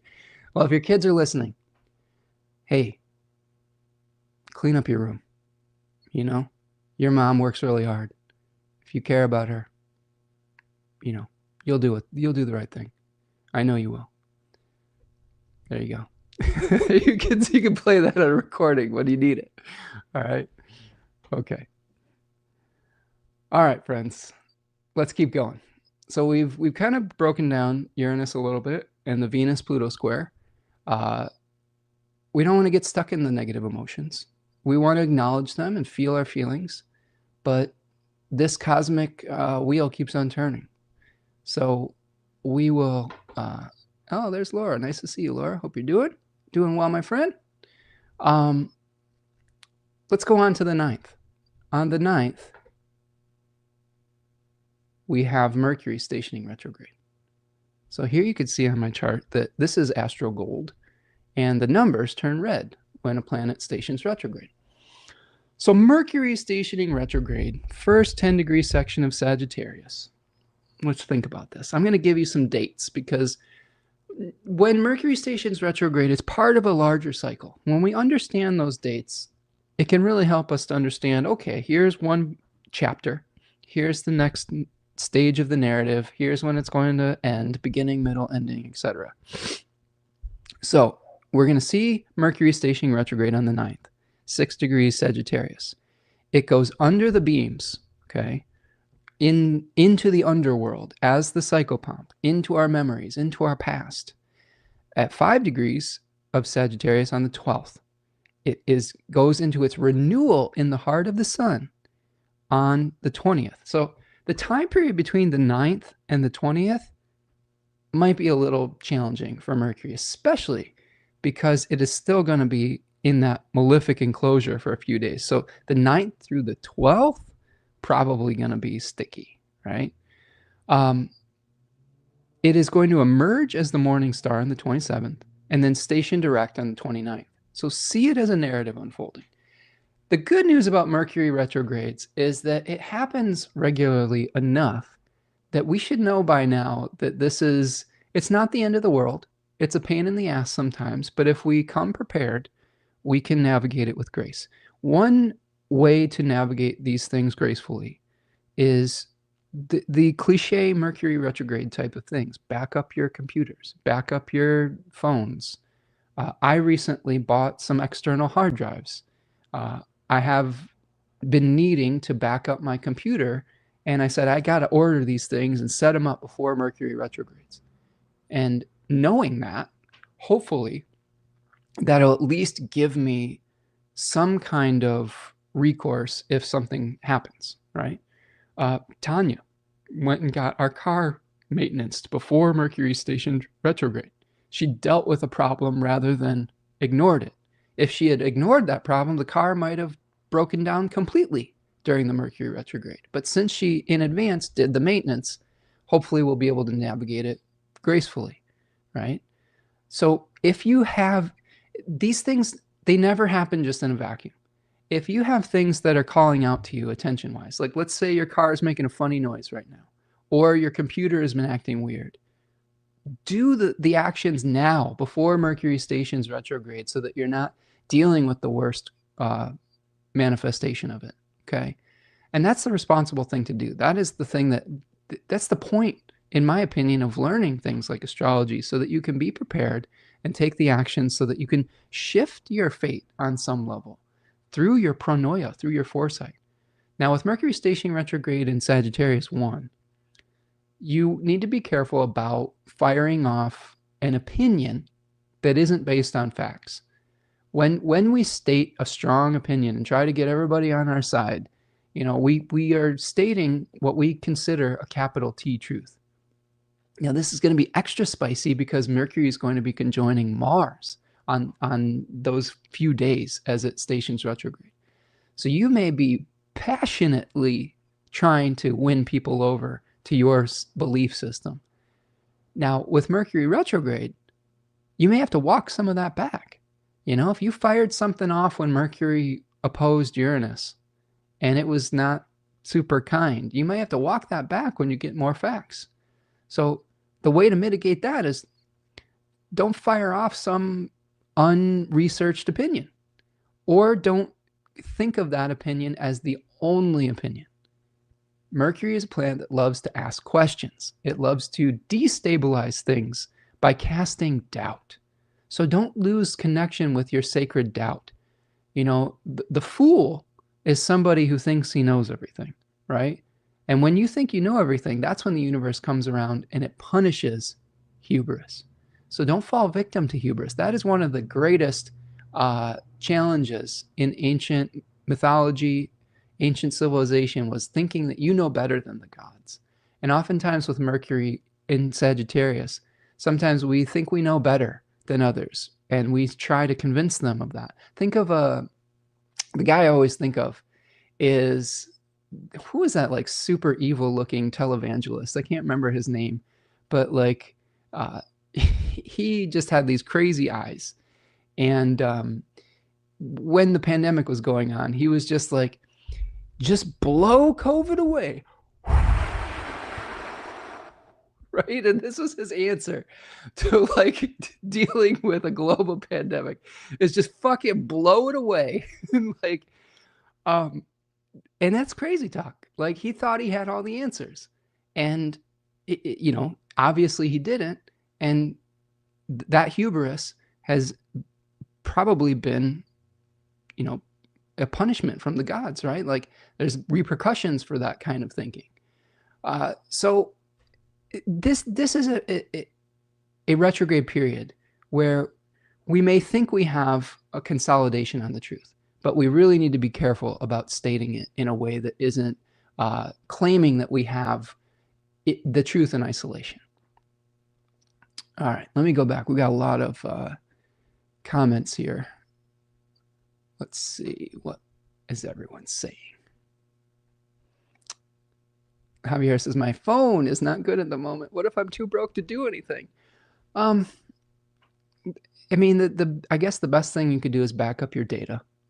I would say that that's the important part of it. If you can't get a new phone, make sure you have everything backed up. Keep things in other places. Write down important phone numbers if your phone breaks or something like that. I mean, there are things you can do to just be a little bit more prepared, even if you can't replace everything or fix the car at the moment. Maybe don't drive, if you know your car's screwed up and you don't have the resources to take care of it. There are other ways. Kai says, prescient, doing file backups while listening. There you go. See, Kai, you're on the wavelength, right? That's going to be part of what I'm doing this weekend too, is setting up these new hard drives, setting up my time machine backup, and backing up the old files. I would also suggest, friends, if you have an external hard drive, get a second one, because one of the most horrific experiences you can have is the inevitable moment that a backup hard drive is going to fail. I've had one time in my life where every single photograph, music recording, video that I had was on one hard drive that failed. And it was so painful. And I learned that lesson. And now I have multiple backup hard drives so that when one of them inevitably fails, that I'm not going to just be stuck losing my whole digital footprint for my entire life. Okay. So you don't need just one. You need multiple places to put this stuff. Laura says, yes, but Spencer, adulting is hard. Yeah, adulting is hard, Laura. One day at a time. And again, delegate, right? Sometimes if you can't do it all yourself, you got to delegate. And I know Laura's been going through it because Laura works in cybersecurity. So there was a complete cybersecurity meltdown this past week or two. And man, you've probably been going through it, friend. So hopefully everything's starting to settle down with that. Chad says, my natal Mercury is at 4 degrees Sagittarius. Oh boy. Spielberg was a Mercury in Sagittarius, though. Not the worst debilitated placement. True, Chad. If you were going to have Mercury in Sagittarius, having it in the first 10-degree section is probably where you want it because it has decanic dignity. So there is a little bit of a mitigating factor with that. So you are right about that.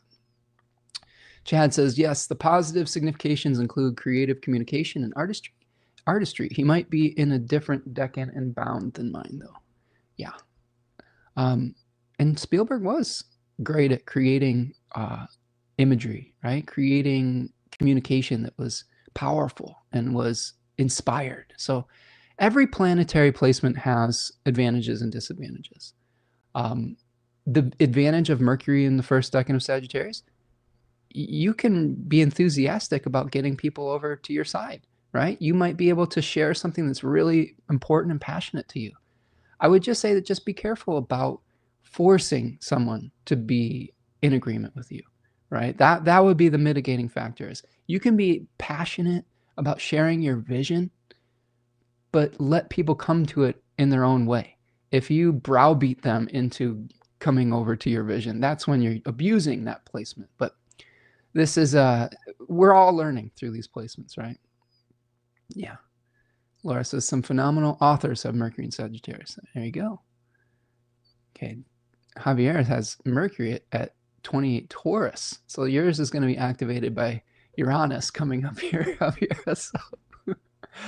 So that'll be fun. We'll get to witness that in real time. Okay, let's move forward. So let's go to November 11th. And this is where Jupiter is now changing direction. So we have Mercury stationing retrograde, right, on the 9th. And now Jupiter is joining the retrograde party. So what types of things do we experience with Jupiter retrograde? Well, Jupiter is a planet that loves to bring order. It is technically somewhat of an opposite planet to Mercury. Mercury is a destabilizer. Mercury asks a lot of questions. Jupiter says, just have faith in the process. Jupiter says, I'm going to bring all these elements together rather than separating them out into different categories. So what happens when Jupiter stations retrograde? It might be more difficult to bring things to order, to bring things to completion, to move towards a goal with honor and merit. We may be reviewing some of the expansions that we've been making in our domestic lives, in our domestic situations. We may be asking questions and reviewing retrograde motion, the way that we deal with excess and with scarcity. Remember, Jupiter is a planet that brings honor and merit through our conscious actions.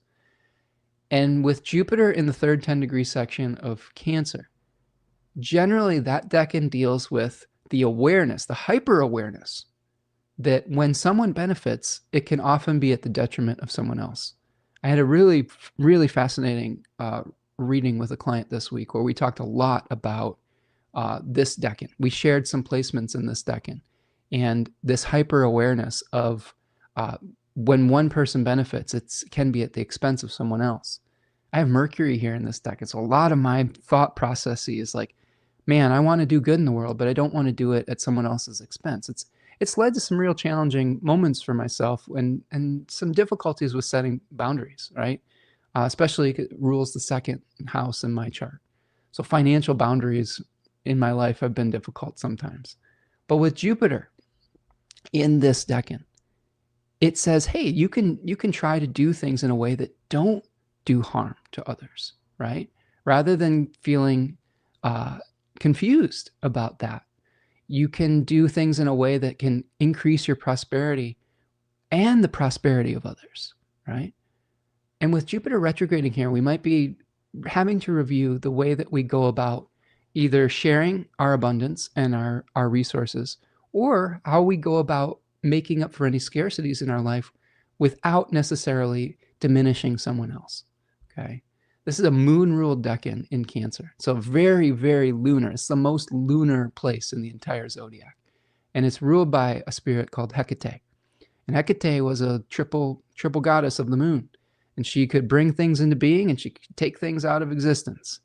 So working with Hecate as a spirit or a deity here can be powerful. She's also a goddess of the crossroads. I believe she was a torchbearer that helped Demeter find Persephone in the underworld. So dealing with bringing light to places of darkness could be something that we could work with her along with. We could do great work with the transitions in our life at the crossroads of our life. But I think this is a period of time where we are examining our relationship to abundance and scarcity. Okay, so that is the end of our Scorpio 2 period. Okay, and I'm just going to check in with the chat here, and then we're going to take a little stretch break. Laura says, truth, 2 internet-related explosions of a sort. Astrology, good. In this case, tired Laura. Oh, I'm sorry, Laura. Yeah, I don't know if you were here earlier, Laura, but I had the tree cutters literally severed our fiber optic internet cable lines in our neighborhood, which resulted in about a 12 to 14 hour cutoff from internet. That's why we weren't able to do this yesterday. So it's going around, friend. Javier says, oh God, Jupiter in Gemini was hard. Will it retrograde back into Gemini or stay in Cancer? That's a great question, Javier. It will not retrograde back into Gemini. So it will station direct at 15 degrees of Cancer on March the 10th of 2026. So this is going to retrograde back into the second decan of Cancer, where we're going to talk about how we create good fortune with the groups that we're a part of. I'll give you some feedback as to how this goes, because it's going to station direct right on my natal sun. So we'll see how that goes. But yeah, this is a time to review how we give and receive. Maybe people might have to review how they do their businesses, how they structure their businesses. This might be something that I might have to do with some of my astrological work as some of my circumstances change moving forward and life is bringing changes. I may have to reevaluate how I do certain things. I will try my best, friends, to keep as much information out from under all the paywalls and make sure that we are still able to connect. But maybe there will be some new things that will open apertures for abundance to come into my life so that I can take care of my responsibilities, which are becoming greater as I get older. So that's just something that's coming into my mind. It's like, I might have to reevaluate some of my business practices. Because to be honest with you, I'm not sure I'm like the greatest business person. I sort of like reject business and I just want to do good works out in the world. So business hasn't been something that's been like something I'm like, oh, I got to really expand my business. But the harsh reality is that we all need to support ourselves, and to be able to do the work that we need to do, we have to be able to put a roof over our head. We have to be able to pay for services. We have to be able to purchase health insurance and things like that. With the changing circumstances that we find ourselves in, with the way society is going, a lot of those things are either becoming more expensive, or the services that we were used to are becoming enshittified, unfortunately. This is something I've been dealing with a lot in my business, is services that I came to rely upon that were free are now behind a subscription paywall, right? Like just something as simple as an email list. Like they will give you features for a certain amount of time, and then they'll take it away.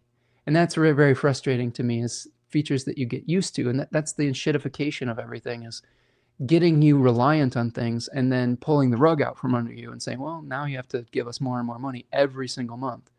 So, we may have to make adjustments to the way that we do things as a collective because of the changing circumstances. I think Jupiter retrograde is probably going to bring up questions with that.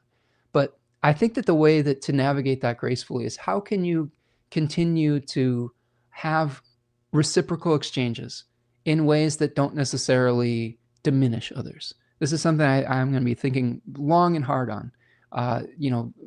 How do we do that? How do we create abundance for the channel, for my business, and keep doing this in a way that is still open to the most amount of people? Because that's a value that's really important to me.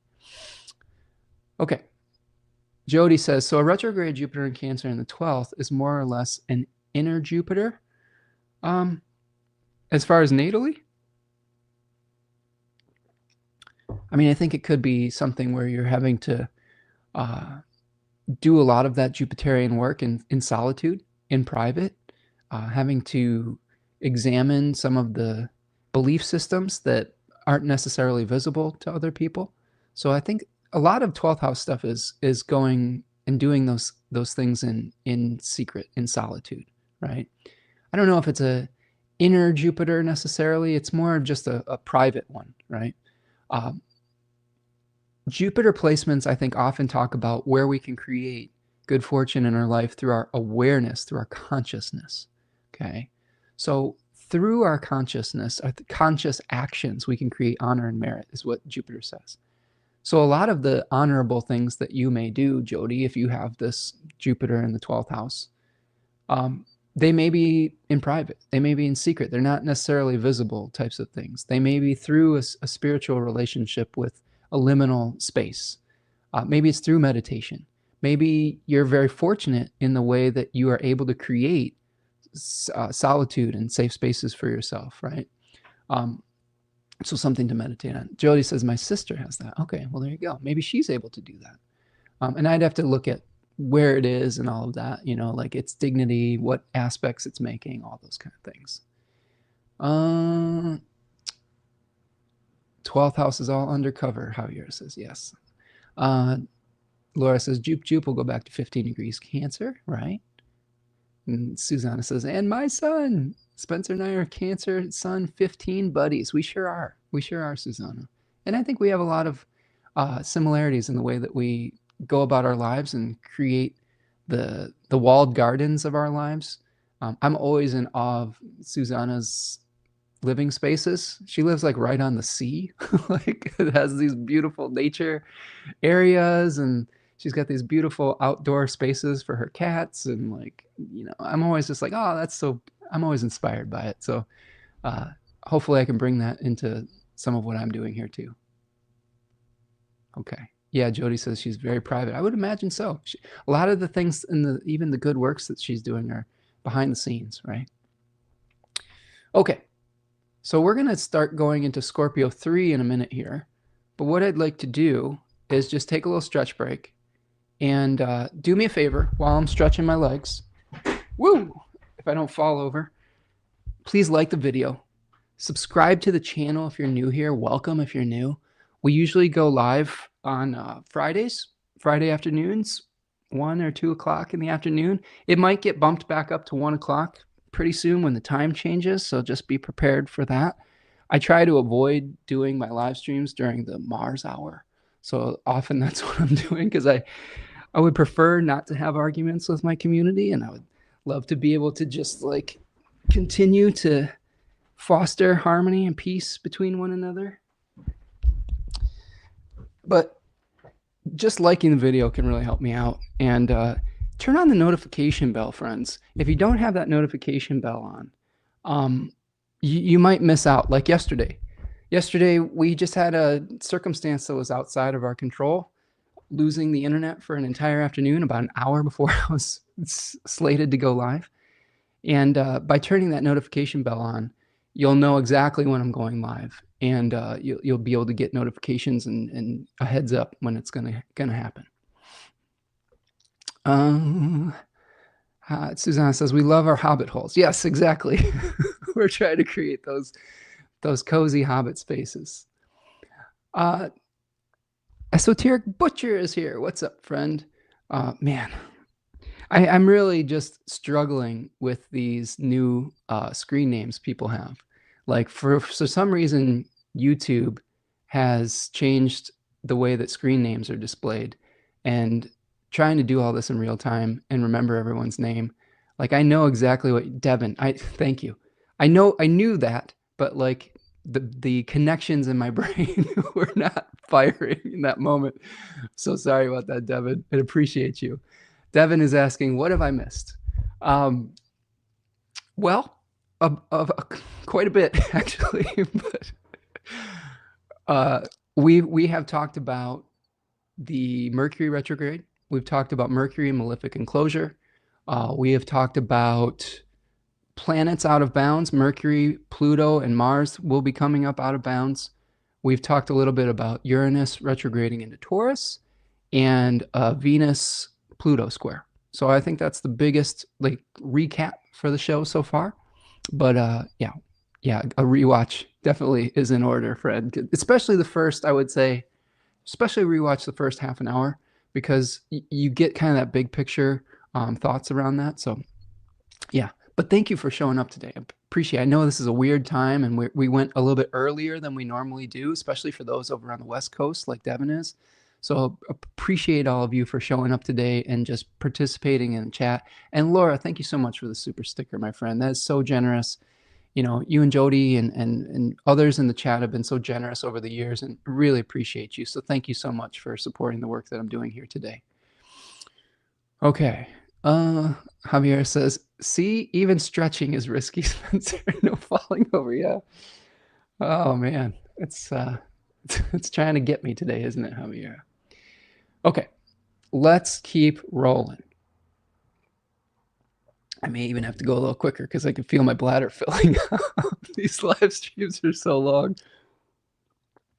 I need those I need that like you know what I need? I need the like elevator music, you know. Hold on a second. I'm going to put this countdown on here. I'll be back in 30 seconds. And please stick around and we've got a whole other half of the month going on, but I need to take a little break for a second.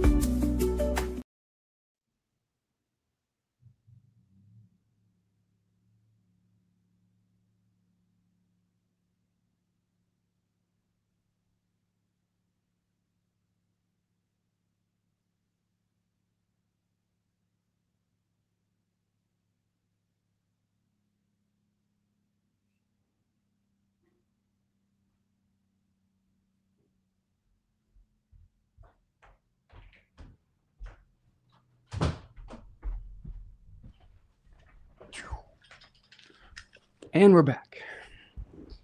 Y'all remember at like the movie theater when, or not the movie theater, I think it was in like Saturday morning cartoons where they had that little jingle with the guy and the horse. Like the horse would like fall from the sky and they'd be like, after these messages, we'll be right back. Wee wee. And he'd like whistle and the horse would fall on him. I wish I could just play that clip. Like out here would.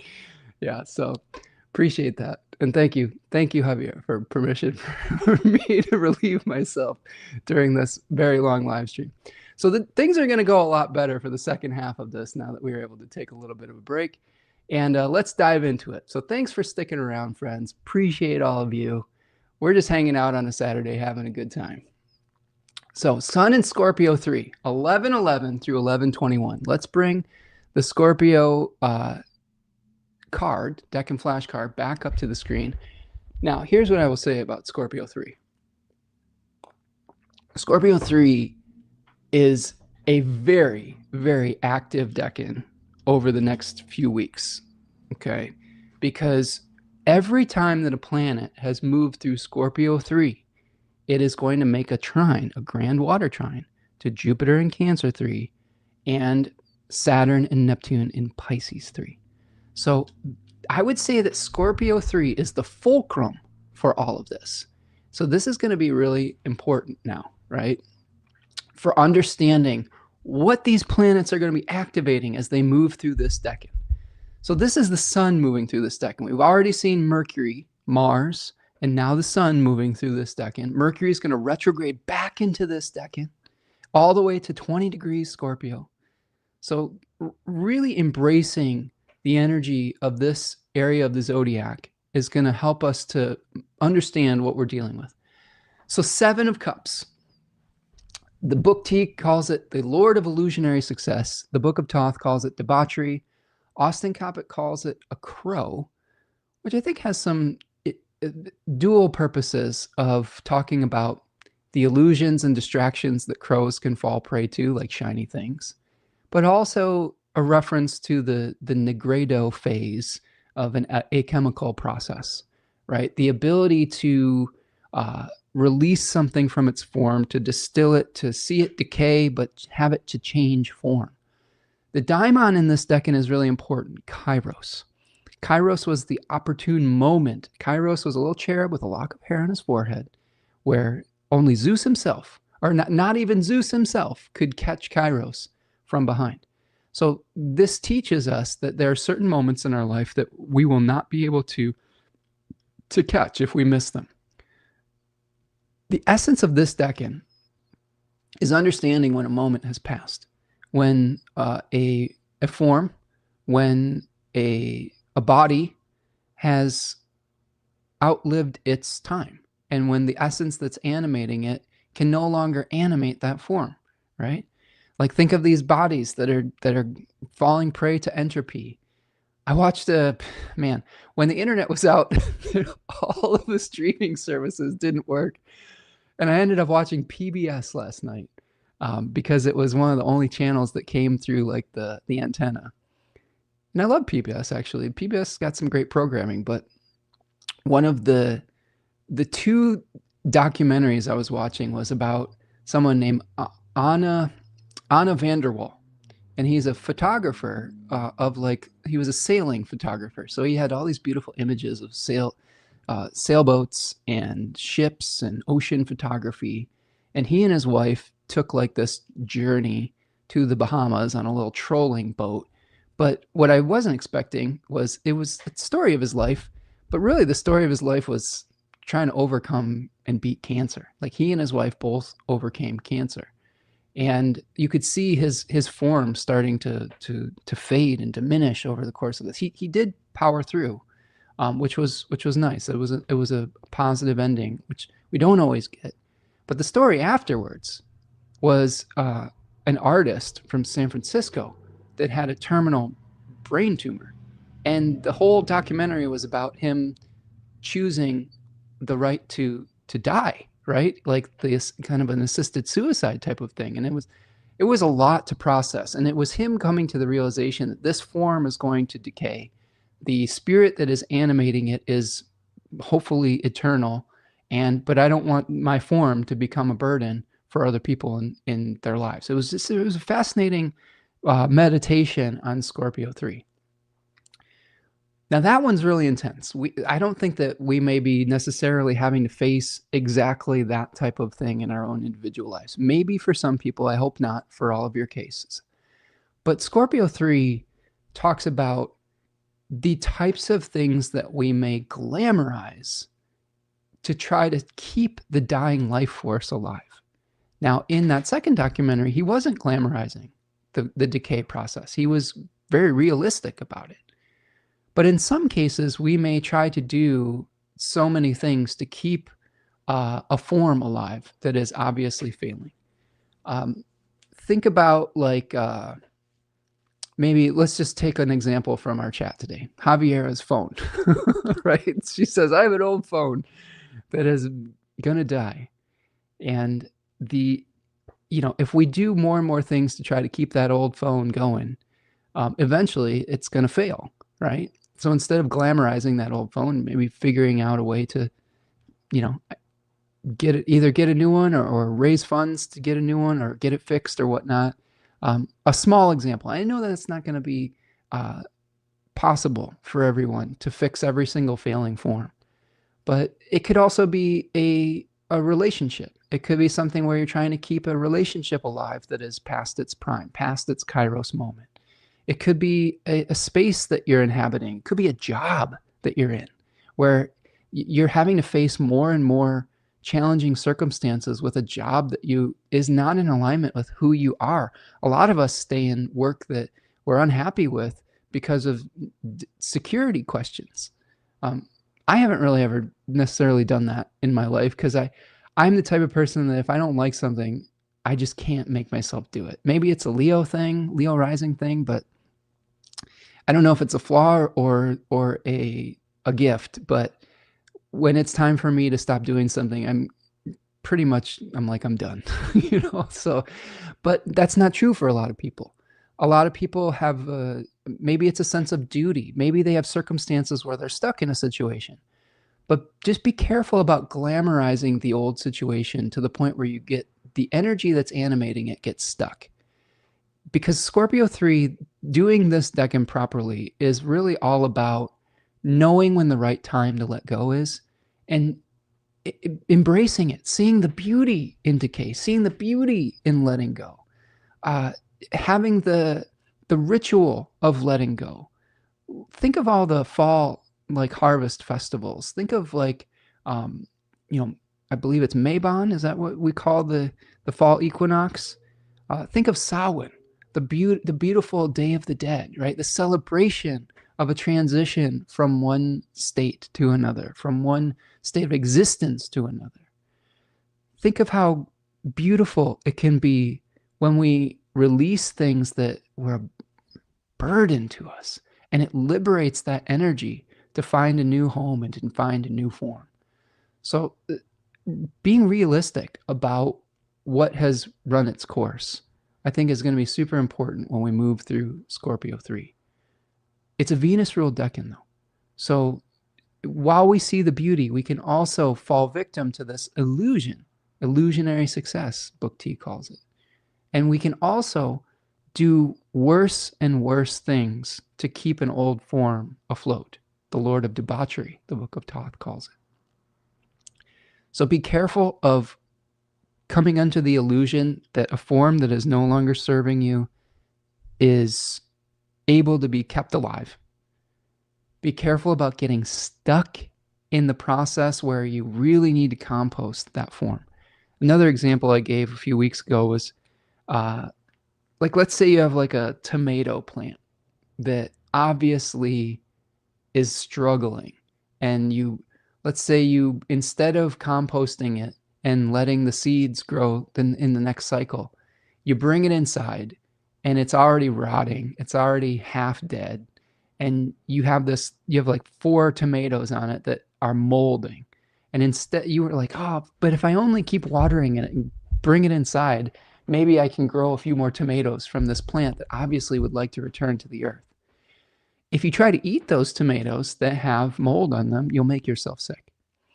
So the proper energy in that circumstance is to recognize, acknowledge that beautiful form, that beautiful plant for the sustenance it did give you, without trying to squeeze even more abundance out of it, because it will make you sick, right? So this decan, I often see people who are letting go of old traumas, old belief systems, old addictions. Addiction is a really important theme with this decan, because oftentimes when we're dealing with things that are painful that we need to release and that we need to heal in our lives, that healing process can be too much for people, and it would be a lot more seductive to numb that pain rather than to feel it, to release it. So what people will do is they'll get involved in substance abuse because they want to numb the pain. And when they finally realize that that is a self-defeating cycle, then they can go through the death and rebirth of sobriety, etc., and becoming the new them. Right? So often I see a lot of people with natal placements in Scorpio 3 that have gone through a death and rebirth, especially when it comes to letting go of old desires that aren't serving them. So that might be a focal point from the 11th through the 21st.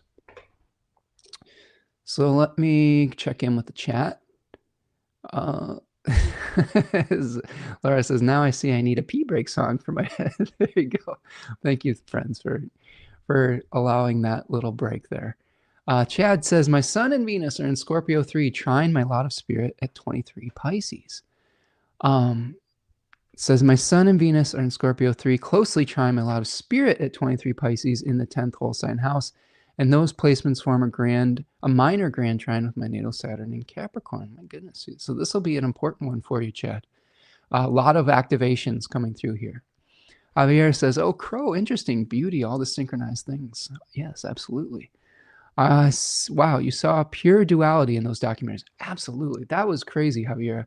one person that had fought through the cancer, and through one of the things that was interesting about that, and the whole time I was like, this guy's a Pisces. He's got to be a Pisces, because he was just so attached to the ocean. He wanted to travel around. And that at one point he asked the doctor, does it make a difference if you believe in something? Will that heal you or whatever? And he was like, well, the doctor said that, I don't know about, believing in healing, but he did recognize that people who don't believe that healing is possible that tend to fade much quicker. So I was like, oh yeah, that's really powerful. But yeah, in the second part of the documentary, or the second documentary, the guy was like, I don't even want to fight. I'm not even going to do chemo. I don't want to do chemo. He would just kind of gave up. But who am I to judge? Like, he may have had his own journey. He may have had an intuitive understanding of what his body was capable of doing or not doing. And I think it's really fascinating to see both of those ways of dealing with having to let go. Susanna says they have their Jupiter at 26 Scorpio. So your Jupiter is getting activated by these grand water trines. Absolutely. Kate says, not to be dark, but I could see bleeding out for something here. Yeah, it could be. Maybe a lot of catharsis, potentially. Maybe it's tears instead of blood. Who knows? Kate says, allowing yourself to bleed despite the danger. Could be. I mean, it depends on what that means to you. It doesn't have to literally be bleeding out. It could be symbolic, right? Symbolic of something. Javier says, yes, let all the putrid blood drip out. Well, you know what I will say by these comments? This is the energy of this decan. A lot of times, like Susanna, for example, saying they have Jupiter there. In 36 Faces, Austin Coppock talks about being sort of shielded while exploring some of the darker sides of life with Jupiter in this decan. He compares this decan a lot to like the sewers. He talks about the sewers a lot, like people that want to explore the darker sides of life. So that might be something that we're going through as well, is when we have to deal with death, it's not always fun. It's not like exciting. I mean, maybe it's exciting, but it's not like something that we generally are like, yes, we have to dive into this death experience with all of the fervor that we would of new growth, right? But to each his own. Laura says, I like that, Kate. I've noticed a whole slew of things coming to completion. Yes. Kate says, remember in True Blood, they would be in ecstasy and almost dying, and stopping took extraordinary self-discipline. Interesting. I haven't seen that show, but I can imagine sort of the vampire energy, Kate. So is it a vampire show, True Blood? Perfect metaphor for Scorpio 3. Vampires will do just about anything to keep themselves alive. They have to do worse and worse heinous crimes. They need more and more blood. It's never enough, right? So they have to do more and more evil things to keep themselves alive. When I guess we could debate whether that's beautiful or not. I mean, look at an Anne Rice novel or movie, the seductiveness of this. I'm sure that Anne Rice has some Scorpio placements. But yeah, like, maybe what they needed to do was let go of this life rather than try to keep whatever form it was alive. Laura says, you should talk to my dog, Spencer, incapable of acknowledging the dying form without trying to eat it. That's funny. I feel like I'm like, gently scolding everyone's, child and pets today. So Laura's dog, you might not want to eat that thing. That'll make you sick. All right. You got plenty of treats that you can have, but you might want to let that dead squirrel, you might want to let it just go back to the earth. Right? It's funny. Javier says, yes, love, positive thoughts, faith is tremendously powerful. I believe that. Metaphor for many things, Kate says. Javier says, gorgeous imagery, right? Kate says it is vampires, and they love humans, and the humans give blood, but it's dangerous because of the brink of life that they're willing to reach for love and desire. Yes, there you go. Yes, it is a great, excellent example. This decan is definitely the most vampiric of decans, because vampires in modern culture, they do get glamorized a little bit, right? They get this eternal youthful quality. They have the ability to mesmerize, like the Scorpio 3, 7 of Cups, right? But there's a seedy underbelly to all of that. It comes with a cost. It comes with a price. And Scorpio 3, I think, comes with a price. If we are trying to keep something alive, it's going to come at the cost of either our integrity, of our freedom. Okay. The thing that, for me, to keep in mind, yeah, same with mermaids, Javier says. The thing to keep in mind with this is that when you hold on to the old form, you're keeping yourself in bondage. From one perspective, these vampires are keeping themselves bound to this physical existence and not moving on to the next life, to the next spiritual experience, whatever it is. They're really slaves to bloodlust. And when we hold on to old forms, we become slaves to those forms. Okay. And when we finally return them to the earth, we become free. Think of the freedom that we see infused in the symbolism in Sagittarius, the liberation that comes in the first decan of Sagittarius. So this is something that we have to really meditate on, is how do we release so that we can become liberated? Yes, intoxicating, enticing, and luxurious. Absolutely. So much so you could get lost forever, eternity. Absolutely. Okay, so let's keep going. So this begins with a last quarter moon. So let's bring this to the stage. So here's our, let's do this over here. One moment. We are dealing with the last quarter moon on the 12th of November. And if we go back a few hours, you can see it in Leo. And then we're going to be starting this off in the third decan of Leo, right? So here's the third decan of Leo, last quarter moon. Now, from my studies with, I don't know. For those of you who don't have Austin's book, I'm sorry. It is really great. I hope he releases another edition soon so that you can enjoy his writing. There are ways to read it. I won't say any more than that. But I like the way that he contextualizes first and last quarter moons. Not just those moons in particular, but waxing and waning moons. And he has a different take on the decans based on the lunation cycle.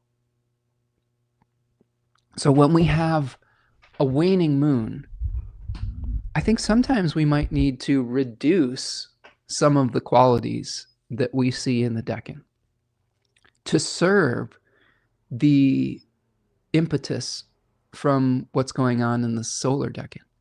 So to be able to do the Negredo alchemical release, we may need to reduce the attachment to a position of power.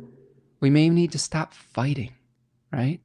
The third decan of Leo talks about, it's a Mars ruled decan, and it is a defending of a position. It's the 7 of Wands, where we're defending power. We're defending our integrity. Maybe there's an identity that we're defending. It's like, I don't want to let that identity die. But maybe to move forward in our life, we have to say, I need to let go of that old skin. I need to let go of that old identity, that old belief system, that old role that I was playing, because it's not serving you anymore. This is one of the things that I really like about the Pisces decans. And Pisces is involved with this, with Saturn making that grand water trine with Neptune. Pisces tends to show us the narrative loops that we have based on our belief. And when we keep repeating those old narrative loops, especially in the first 10-degree section, we can get lost in a labyrinth or a maze of our own creation. And really the realization that comes through the Piscean journey is that we realize that we're co-creators of that belief system. And that through belief, we can start taking action out in the world that draws upon a new belief and a new narrative.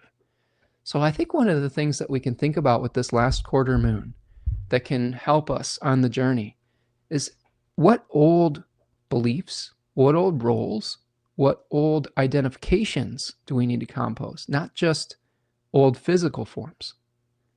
And I think this is going to be an important time to start thinking and meditating on those types of things. Here's the secret to that. An old belief that you had does not necessarily mean that that belief was always wrong. The old role that you were playing that is now past its prime at one point might have been the right role. It might have been the right belief system with the information and the energy that you had in that moment. But when circumstances change, we need to change with them. There are certain things that are eternal. There are certain beliefs, there are certain values that don't change. But you have to identify the ones that need to change and the ones that you need to stay with, right? Not easy to do, because this is a lot harder to do when we've come from places of trauma. When we come from places of trauma, we have certain defense mechanisms of dealing with that trauma, and they have thus created narratives and roles in our lives. And when those traumas aren't necessarily an immediate threat anymore, whether maybe they were a threat in the past and our coping mechanism was a survival mechanism, we have to start recognizing when maybe we're in a different circumstance. Maybe we're in a safer circumstance, and we don't need to have that guard up in the same way. We don't need to play the role of whatever role that we're playing. Okay. So examine that at this last quarter moon. What do you need to let go of? What role, what belief do you need to let go of so that you can actually shed your skin and become that new form that will work out in the world? Susanna says, I've drawn both a vampire and a mermaid in my Inktober picks. Nice, Susanna. Yeah, you're tuning in to the zeitgeist, right? You're feeling all that Scorpio 3 energy, friend. Yeah. Kate says, last quarter moon, let's look for survival strategies. Well, let's look for survival strategies that are appropriate for who we are now and the circumstances we face now, right? Rather than ones that are based on old narratives, old illusions or delusions. And again, we admitting that we need to make a change does not mean that we have to feel like we were wrong in the past, right? Because this is one of the hangups with Leo, is the pride of saying, well, I was right. You know, like as a Leo 3 rising, one of my favorite words when someone says to me is, you were right. You know, like that's an attachment that I have to sometimes get over, where I could say, maybe I was right in the past, but now I'm not, because I need to shift to a new right. And we need to allow ourselves to shift to a new right. Okay. Yeah, vitality, please, Kate says. Serenity now, vitality, please. Javier says, I escape. That's my coping mechanism. I don't like confrontation. I just hang up if I think a fight is starting. Well, then that's a narrative that you need to let go of, Javier, right? Javier says, my trauma makes me go into fight feeling if I feel like I'm being yelled at. Well, here's an opportunity for you to shift that narrative, to say, that was one probably way to cope with some of the challenges that you were experiencing, maybe through your family. Maybe that was a way that your family communicated with one another, that you had to stand your ground and you know, be verbally aggressive with people to feel like you were being heard. But maybe in your own family, in your own circumstance, that isn't the case anymore. Maybe there's a new way to create harmony through your words. Maybe when you're faced with trauma now, or faced with a challenging circumstance, you can become the peacemaker. You can become someone who brings and restores balance. You know, that could be a new role that you could take on and try on, right? And it takes practice. It takes practice, friend. It's not always easy to do. All right, so let's go to the other part of this on the 12th, which is Mars making a conjunction with Mercury. So here we have, on that same day, Mars and Mercury coming together. Now this is important because it is the end of Mercury's malefic enclosure. Because Mars will be on one side of Mercury And Saturn is going to be casting its ray on that same side. So Saturn's casting this ray. Mercury, once Mars moves past Mercury, it will be on this side. So it's not enclosing it anymore. Okay. So there may be an intense conversation that we have to have that will release us from that feeling of being stuck. Now, again, the advice on this channel is always slow down and think about things before you fire them off. This is something that was ingrained into me as a young child, as someone who was was very observant as a child, I guess you could say, and was pretty honest about my observations. My conditioning from my poor Piscean father was think before you speak, right? Think about how your words are going to make people feel. And that was something that was important to me moving forward, because it was something that was trained into me, right? And maybe that's a form that I need to work through, and maybe a role that I need to release. But I will say in this case, it's probably worthwhile to sit and think about how your words might affect people, because the Sagittarian arrows can sting.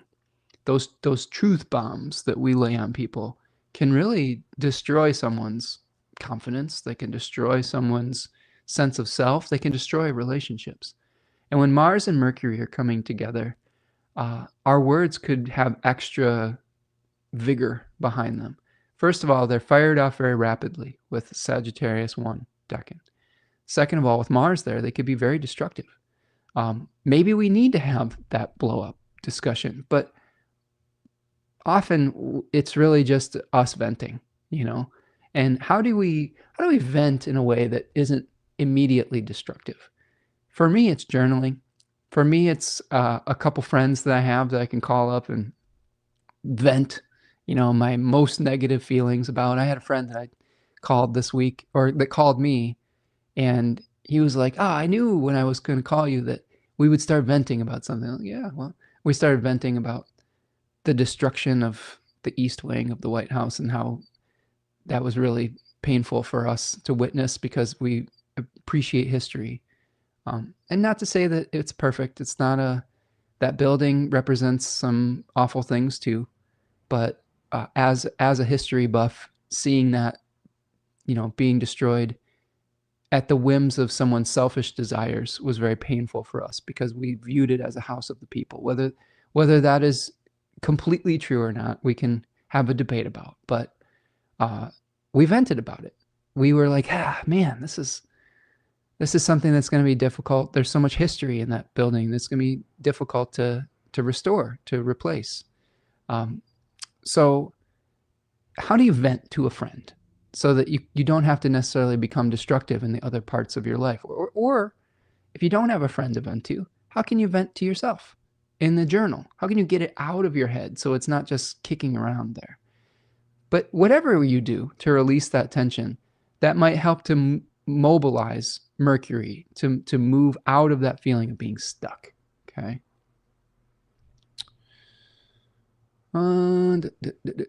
Javier is talking about, yes, I'm working on how to transmute this.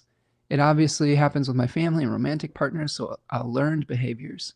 Damn those core beliefs. Javier says, I agree with you, Spencer. Yeah. You know, we all have, you know, areas of our life where we fall short of the glory, Javier. I mean, what might be a problem for you might not be a problem for someone else. Like, I would say that if we try to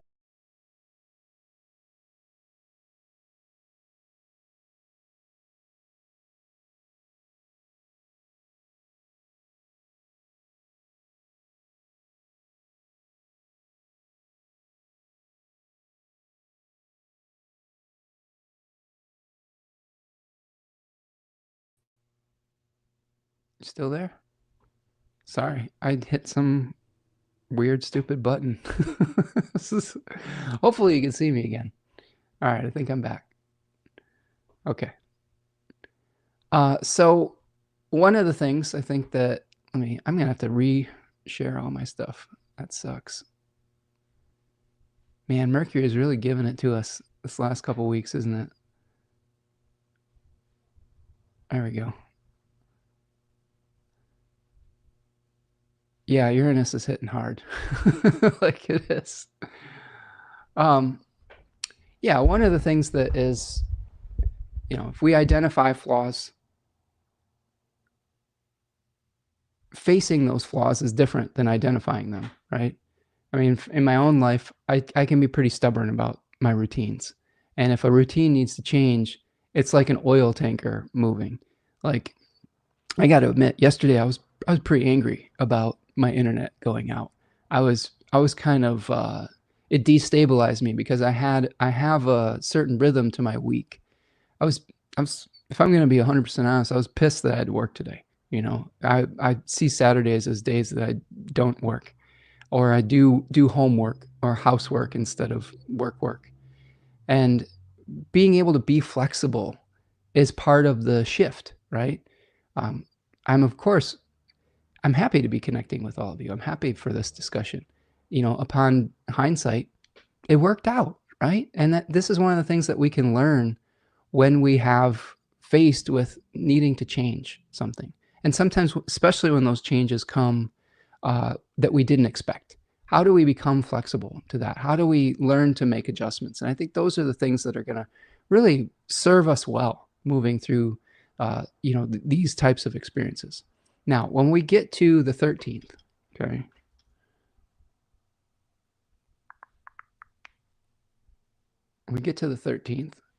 we're going to see Mars moving under the beams of the sun. Okay, so now Mars at 5 degrees, you can see this here. Mars is within 15 degrees of separation between the sun and Mars. So that is going to be a point of invisibility. Now, there's some astrologers that have a slightly different calculation, but I've standardized these like Demetra George does in her Ancient Astrology and Theory and Practice. So I'm following her lead. So when a planet goes under the beams, it's sort of taking to its sickbed. It's an old Mars. So Mars is going to go through the similar process that Mercury is going through, shedding its old experiences, shedding its old ways of dealing with conflict, right? And it's going to be renewed in the heart of the sun on January 9th of 2026 at 19 degrees of Capricorn. It will emerge as the morning star Mars at 14 degrees of Pisces on the spring equinox of 2026, the 20th of March. Powerful Mars emerging at the spring equinox, hosting the sun in Aries that day. So we're going to really be in alignment with the seasons astrologically with this. Now, Mars is going under the beams in Sagittarius 1, forcing us to slow down, forcing us to re-examine potentially how we share our opinions with others.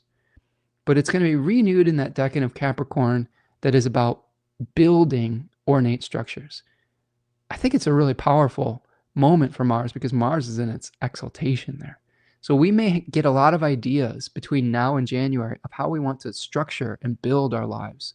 And we're going to probably be supported in creating the type of energy output that can be sustained over the long haul. That, to me, is one of Mars's greatest gifts in Capricorn, is being able to sustain energy in a strategic way rather than burning ourselves out. I think that one of the things that we may experience with Mercury and Mars in Sagittarius 1 is just doing things too quickly and feeling burnt out, right? We might be trying to go too fast and then we lose steam. Excuse me. I tried to talk too fast. Excuse me. Something went down the wrong pipe. Apologize for that. Let me catch my breath here. Let me slow down. My animal of the day was the turtle. It was the turtle. It was just saying, slow down, buddy. Slow down, friend. Okay. Let's see. Javier says, Uranus hitting hard. It definitely was. Thanks for sharing that, Spencer. I missed you and the fam yesterday. I appreciate you, Javier. Angela says, hi, Spencer. Thank you. I have 5 planets in Sagittarius, and blunt truth has always been a thing for me. Very true that it is important to use our words in a discerning way. I learned that the hard way. Yeah, and this is something I've had a lot of conversations with. My partner's a Sagittarius, but my daughter is a Sagittarius moon in a night chart. And she and I have had a lot of conversations about, just because you can say something and just because it's the truth doesn't mean that blurting it out is actually going to help anybody's cause. Like sometimes being strategic about how we express those truths is important. It doesn't mean necessarily that we don't live in alignment with that truth, but words can be weapons and truths can be weapons. And sometimes what I have found that, you know, my beautiful daughter, since she was very young, her favorite response to anything I tried to teach her was, I know, I know, I know. When she obviously didn't, like when she was like 4 or 5 years old, she didn't know what I was trying to teach her. But for her, not knowing felt like a failure. And a lot of people with Sagittarius placements feel like if they don't know something, that they're not good enough. And that's really not the case. Like that's where the curiosity, the balancing factor of mercurial placements comes in. Asking questions. This is one of my favorite things, like as a Jupiter Virgo person, saying, I don't know, let me ask some questions. Let me go do some research on that. That's an interesting perspective. Let's see it from 10 other perspectives, as my Venus in Gemini likes to say. So I think it's a balance between those things. Devin says, side note, if you have energy after, I'd like to share an election with you to see your reflection on it on the live stream. Sure. Yeah, we'll see. If we can come in under 3 hours here, we could try to see that. But yeah, I could try to do something like that. Okay. Yeah, that throat chakra. Javier says, I'm in that stage. I know, and I can do it by myself. Yeah, and really, honestly, it doesn't really serve anyone to be like, I know. What does it serve? It serves ego, right? If you don't know and you say, I know, you are limiting the opportunity to actually learn something new, to grow. And all you're doing is just shooting yourself in the foot. That's when the Sagittarius archer is like aiming right towards their foot and just shooting that arrow right into their own ass. What point does that do? Who does that serve? That's where the humility comes in. And, one of the greatest constellations that is overlapped with Sagittarius is Heracles, the kneeling one. And he goes through the journey in the sky of starting off really as Orion, the hubristic hunter, and through the journey through the river of the Eridanus comes out as the kneeling Hercules through his labors, through learning humility. So I think that that's a Sagittarian journey too, is learning the humility to know when to ask questions, to know when to take action, but also when to gather information. Laura says, dude, this year I will have Mars at the midpoint between my moon and sun and trine my Mars, and next will be the 47 return. I suspect it's about to get real. Well, Mars at the midpoint between my moon and sun, trine my Mars, and next will be the 47 return. Well, if it's the 47 return, like you'll be 47? I don't think you're 47, are you? I don't know what that means, the 47 return, unless it's your age. But if you are 47, well, that is the 12th house perfection year, so that can be sticky. But maybe give me some more information there. It's a good thing it's not your 6-7 return. Oh my gosh. Sorry for those of you who have middle-aged school children. I just had to throw that out there. Bless my little Aries sun. I don't know. I can't do anything by myself. Kate says, oh, that's a negative narrative, right? Yes, you can. Absolutely, you can. There you go. All right, so let's keep going. So that's Mars moving under the beams of the sun. And remember, Cazimi moment, the 9th of January, emerges as the morning star, 14 degrees of Pisces on the 20th of March of next year. Now, this brings us to our series of grand water trines. Now, we spent a great deal of time on this in last week's live stream, so I won't belabor this too much, but let's go to the 17th, and you could see the sun moving through about 25 degrees of Scorpio, trining Saturn and then Neptune around that same area, and trining Neptune. So this is a period of time where it probably is emotional. We're probably identifying the forms that need to be released, okay?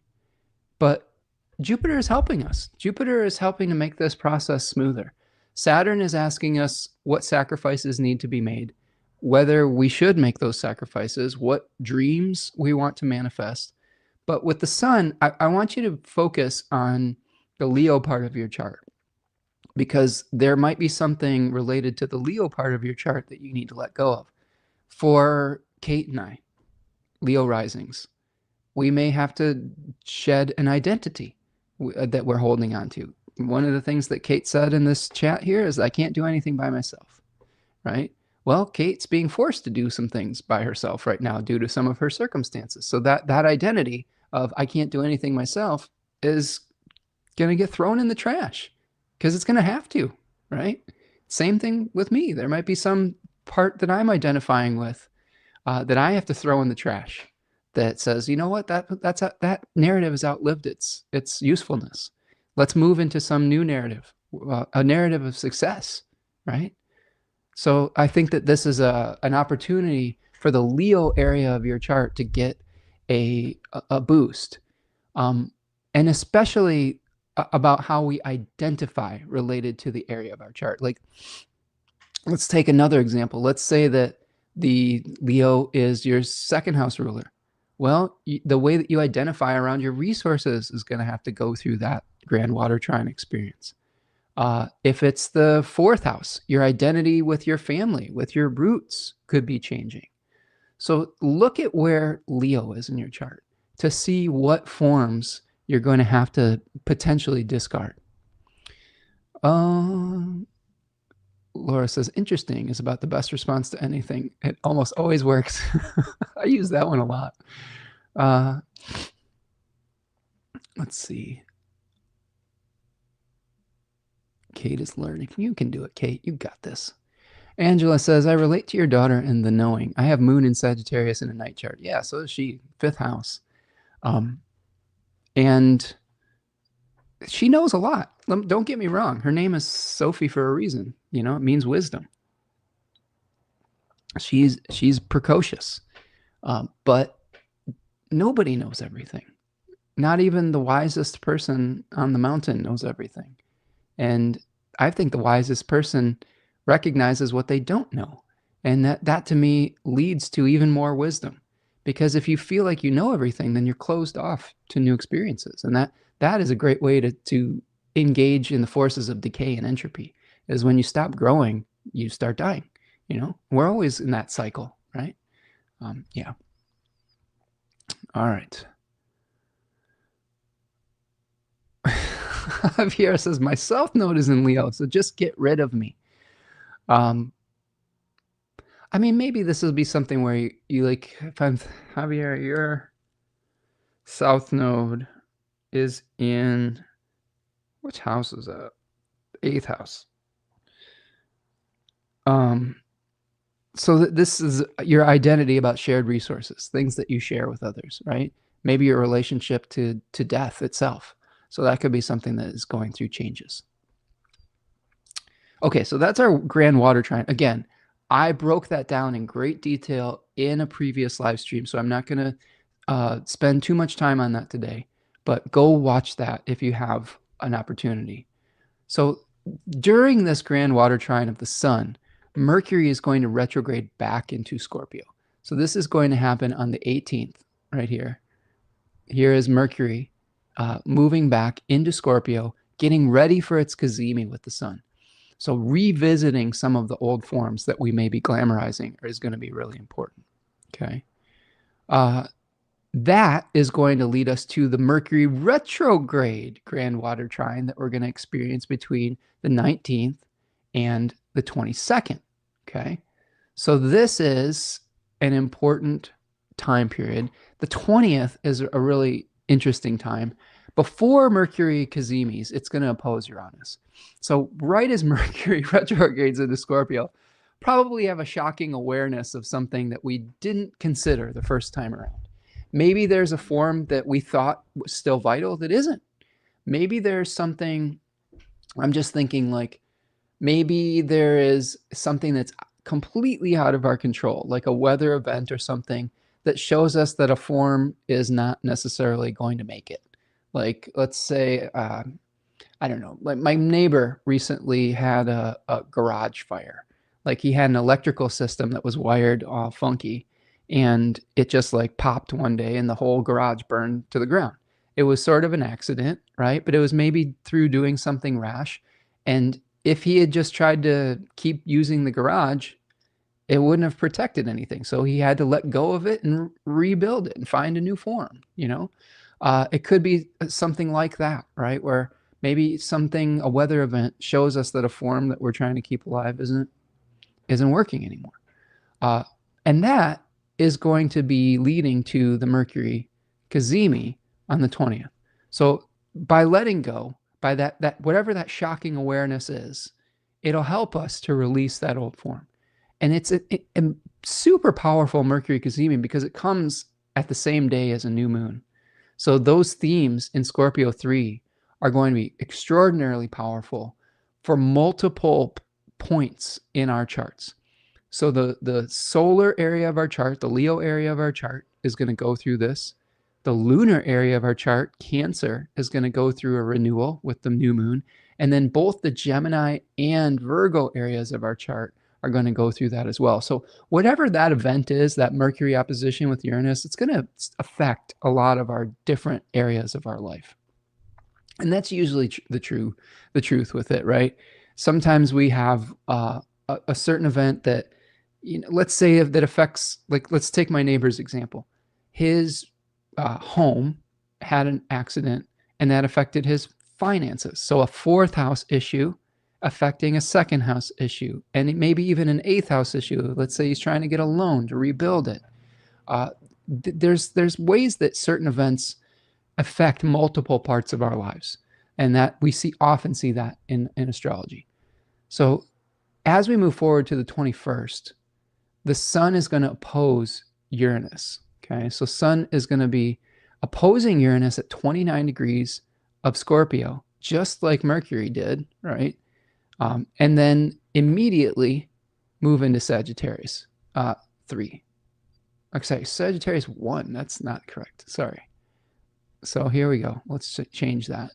Immediately move into Sagittarius. So here's the sun in Sagittarius 1, the 21st of November to December 1st. And so whatever event we might experience, we'll probably feel some relief afterwards.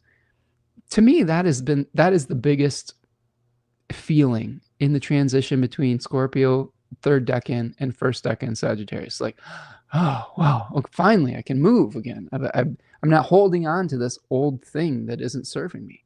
So this is an opportunity, and I'm going to have to bring this slide back up here. There we go. So here's Sagittarius 1. Let's talk about that. And I'm going to check in with the chat first to resolve any old Scorpio things. Oh, Laura says I meant 46 return, not 47. That makes a little bit more sense, Laura. Yeah, holy crap, garage fire. Yeah, it was a couple houses down. It's all rebuilt now. That was a couple months ago, but it was definitely pretty interesting.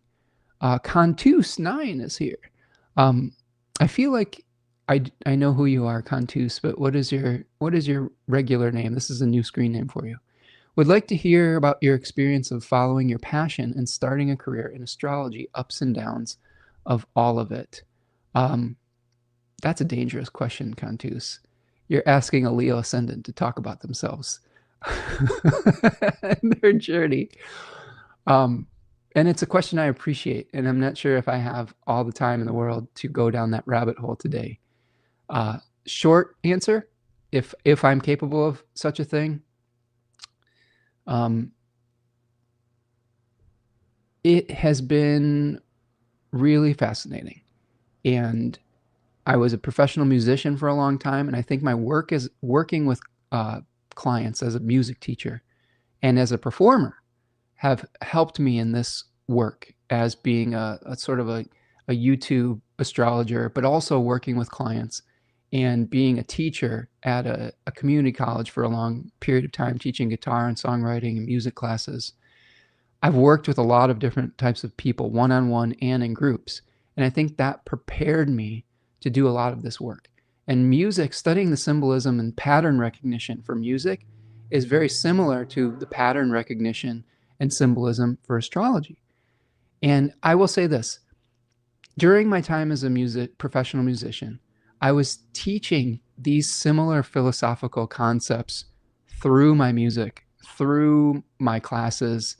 My songwriting classes were not just songwriting classes. They were like, let's do life philosophy sessions with Spencer through the language of music.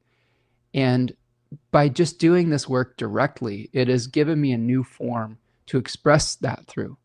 It's not that I don't love music. I love music. I love working and listening to music every day. I need to play my guitar a little bit more. But I like talking about myth. I like talking about stories. And this is just another vehicle for me to be a storyteller. As a musician, I was a storyteller. And now I'm a storyteller through the language of astrology. The form changed, but the essence is the same. And who knows if there will be a new form that will take through whatever essence is coming through me that needs to be expressed. Maybe it will someday. Maybe the grind of doing astrology transit work every day will start to become unfulfilling. Probably not. But there are some days when I'm like making notes that look like this, like 5 pages of notes like this. That's just like, man, that's a grind, you know, and it never stops. But that day is not today. So appreciate that question. And if you have any more nuance that you want me to explain, I'd be happy to talk with you if you want to send me an email or whatnot too.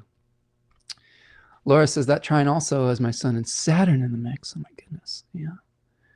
Holy crap, I got my moon in Virgo in the 8th house on my south node. Oh my goodness. Javier is excited for a rebirth.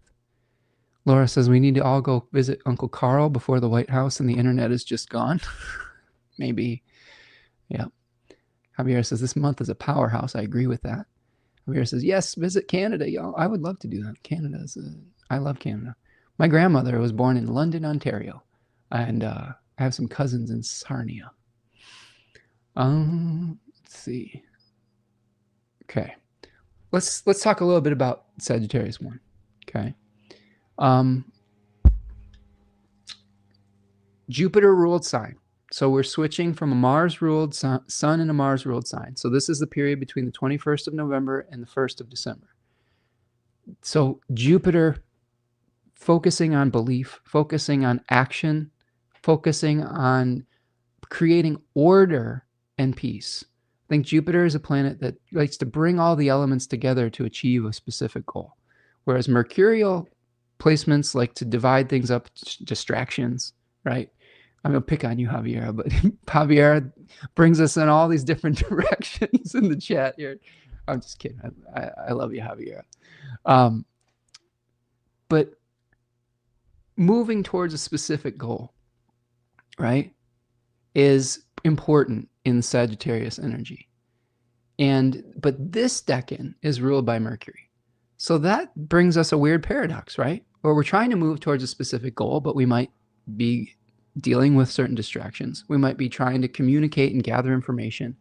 But as you can see in this card, the Lord of Swiftness, you see something finally moving again after maybe being stuck. Austin Coppock calls it the poisoned arrow.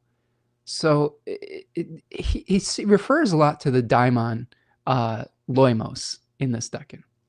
Loimos was the god of plagues. And that is interesting to me because the god of plagues, it can be literal plagues. So sometimes in Sagittarius 1, we see the spreading of disease. Like that is a real signification with this decan. So something to keep aware of is sometimes it's very literal. But it can also be symbolic of spreading a belief, right? Of like sharing an enthusiasm. So once we've liberated that energy, We might be enthusiastically trying to find a new vehicle for the energy that was liberated. We also have to be careful, and Austin talks a lot about this in his book as well. We have to be careful of becoming the vehicle for someone else's vision.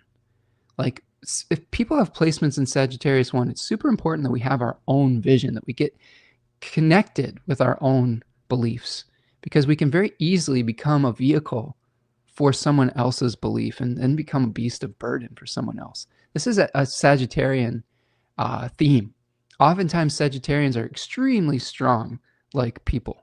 They have that horse quality, that centaur quality, but they become the bearers of other people's burdens.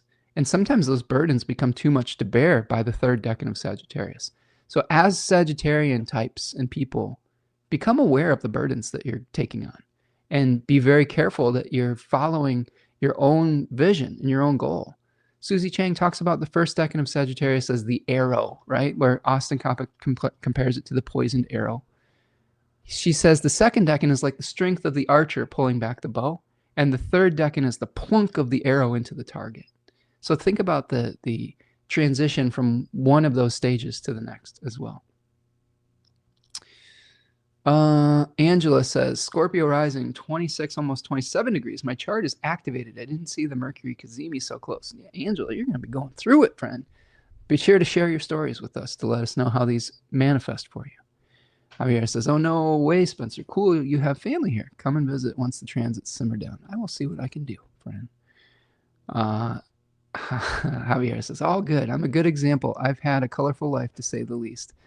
Yeah, and keep sharing your stories with us, Javier. You do have a unique experience, being someone who is from one place and is trying to make it in a new place, and you're almost you can be a voice for the exile right now, which is important because we need to humanize people that are being demonized in service of a belief system. And Javier, you're the real human being behind the categorization that people are trying to demonize as an immigrant, right? As a person of color. And when we hear real stories from people and real experiences, sometimes that can help soften the hardened beliefs of people that have fallen victim to the propaganda of authoritarianism. So keep sharing your stories, friend. I just so appreciate you being here and your perspective. Devin says, I like to think about how busy postal services are by this time of year, and often Black Friday falls here. Yeah, that's a good point, Devin. We're sending out Christmas cards, we're sending out packages, we're ordering things, we're, going and shopping, or it's an active period. I used to really hate Sagittarius period because I'm actually someone who doesn't like crowds and likes to move at a slow pace.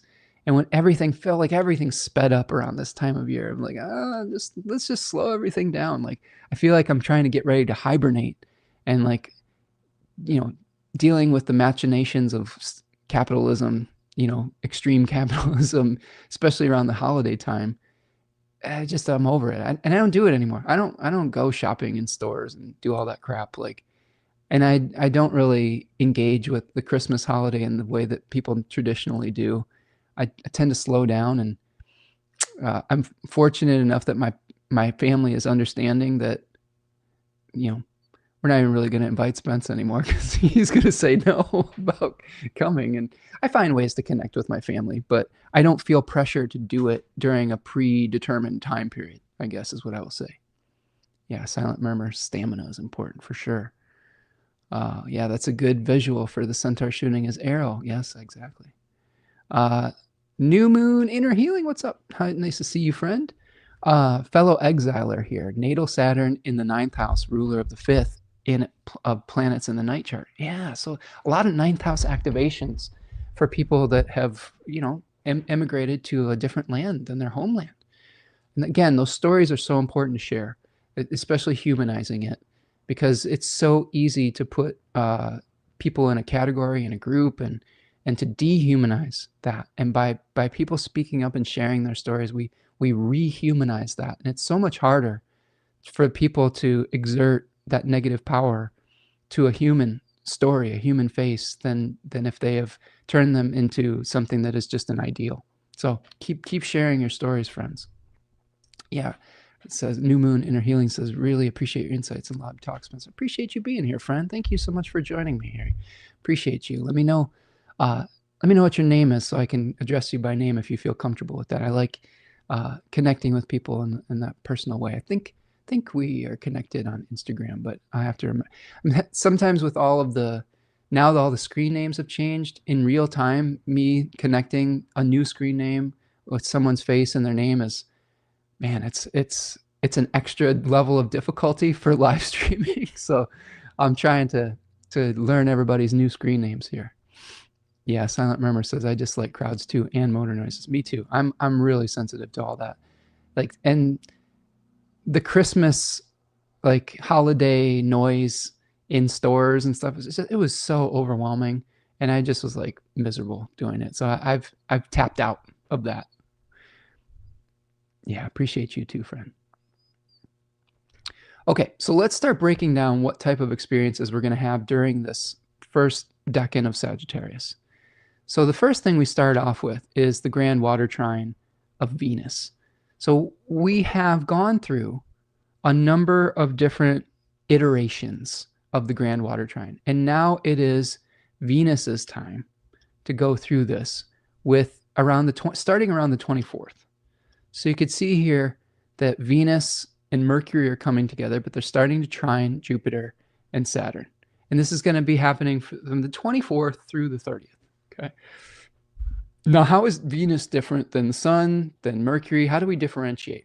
The first advice I can give you with that is to try to understand what topic, aka house, is the planet hosting. So when we have the grand water trine with the Sun, Leo is the topic and the house that is going to be going through that huge transformation. When Venus is going through the grand water trine, it's going to be hosting Taurus and Libra. So those are the two topics that are going to go through the same process of identifying old forms, etc.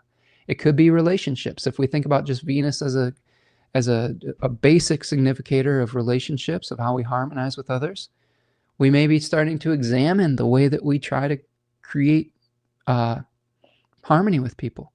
Sometimes we have habits where we make ourselves less than to keep the peace.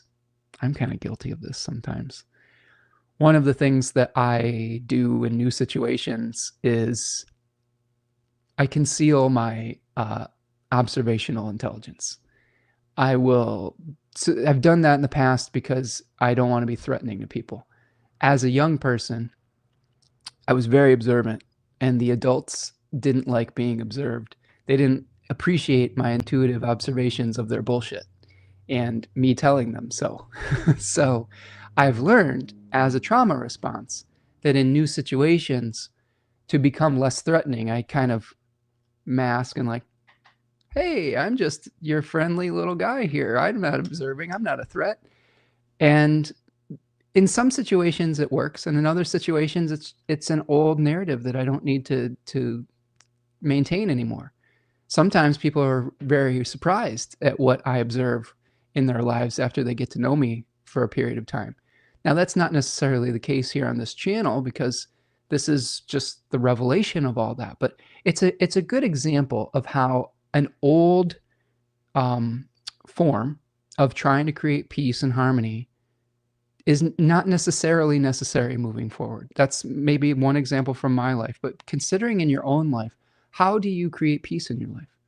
How do you try to harmonize? Is it diminishing to your sense of self? Is it still effective, right? Me concealing my observations and intelligences is not always effective. Like sometimes that's just robbing someone of those observations. Javier says, I love it. Analyze me. Well, Javier, schedule a reading and send me $300 and I will analyze you in the greatest detail you will ever understand. Now, Javier and I are going to be working together through the Decan Walk, so we'll have our time together, friend. And I don't want to call you out in front of the group either. This is the thing that is the kindness part of this is there is a time and a place for people to connect with their perceived truth of one another. And one thing that I've learned as an observer of human nature, and honestly as someone who I think has a great deal of emotional intelligence, or at least intuitive feelings about other people's feelings, it's very important to create a positive container for those expressions. And part of the job of the astrological work that you can become better at over time is how do you deliver your observations that can be very raw, that sometimes people don't even completely understand about themselves because maybe they choose not to. But as an astrologer, we can see right through, like X-ray vision, to something that someone's hiding. But how do you deliver that in a way that is kind, in a way that is constructive, in a way that holds space for them to have dignity?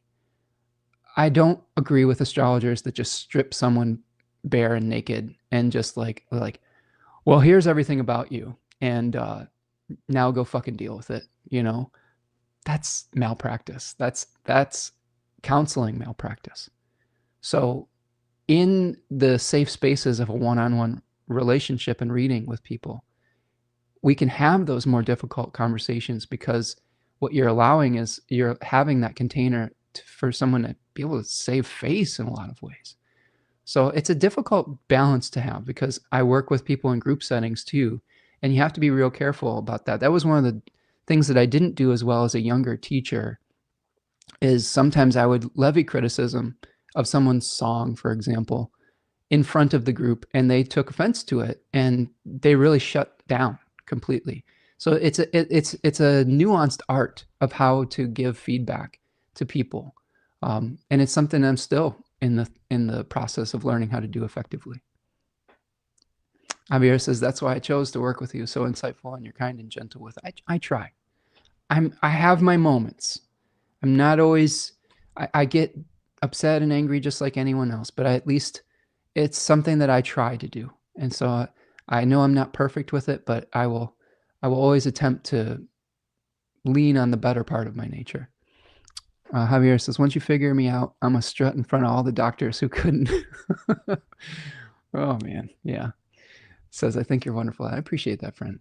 And I'm not a miracle worker. I'm just a guy who's really obsessed with analyzing symbols and would like to help people. I truly am invested in helping people. So the combination of those two things, I think, leads to some positive outcomes. Laura says, Spencer, that masking could also cost you a wonderful connection. I agree.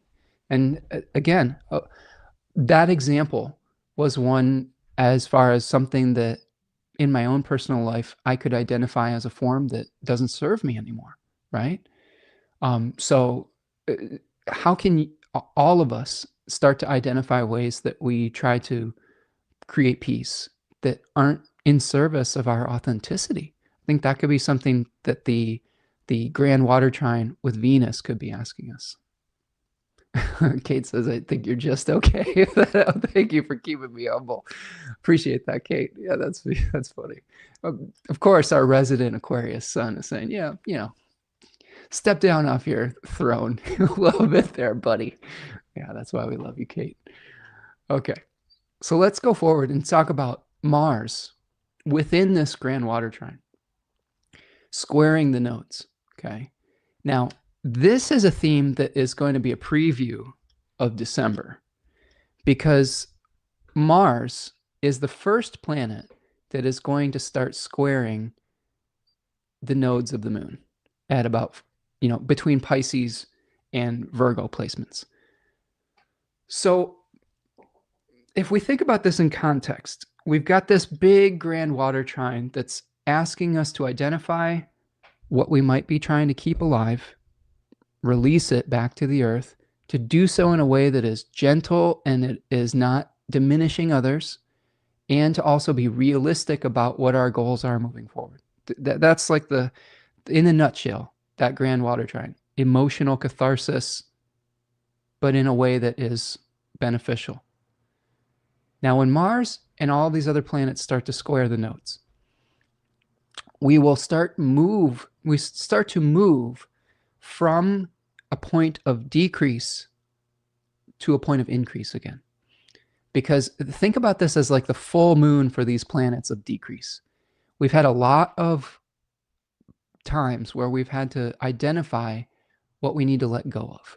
And now we're going to start, all these planets are going to start moving towards the north node, which symbolizes increase. So we've released our attachment to the how. South node in Virgo says this system has to be done this way. And with the South node in Virgo, it says your systems are outdated.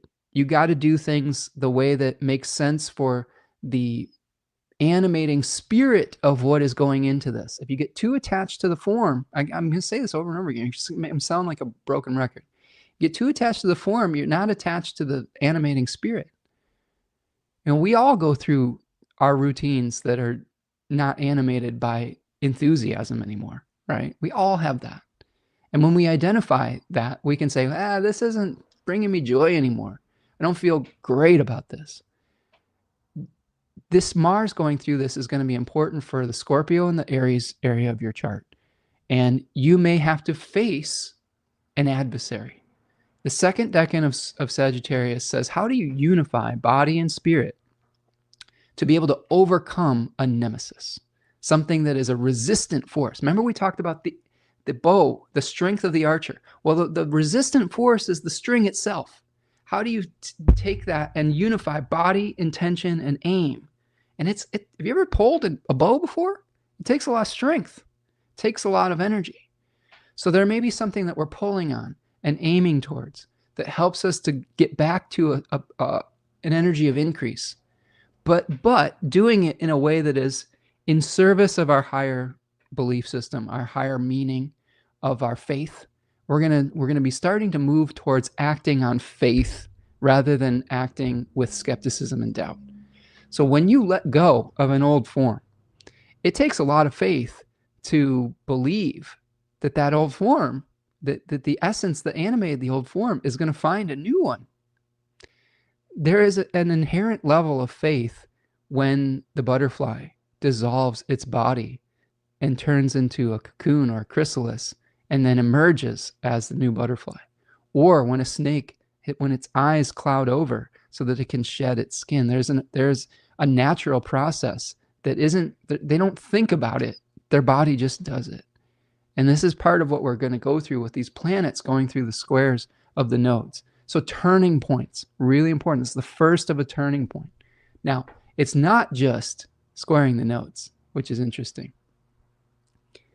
Mars is also going to be, this day is huge, first of all, the 27th. Let's move forward to the 27th, okay?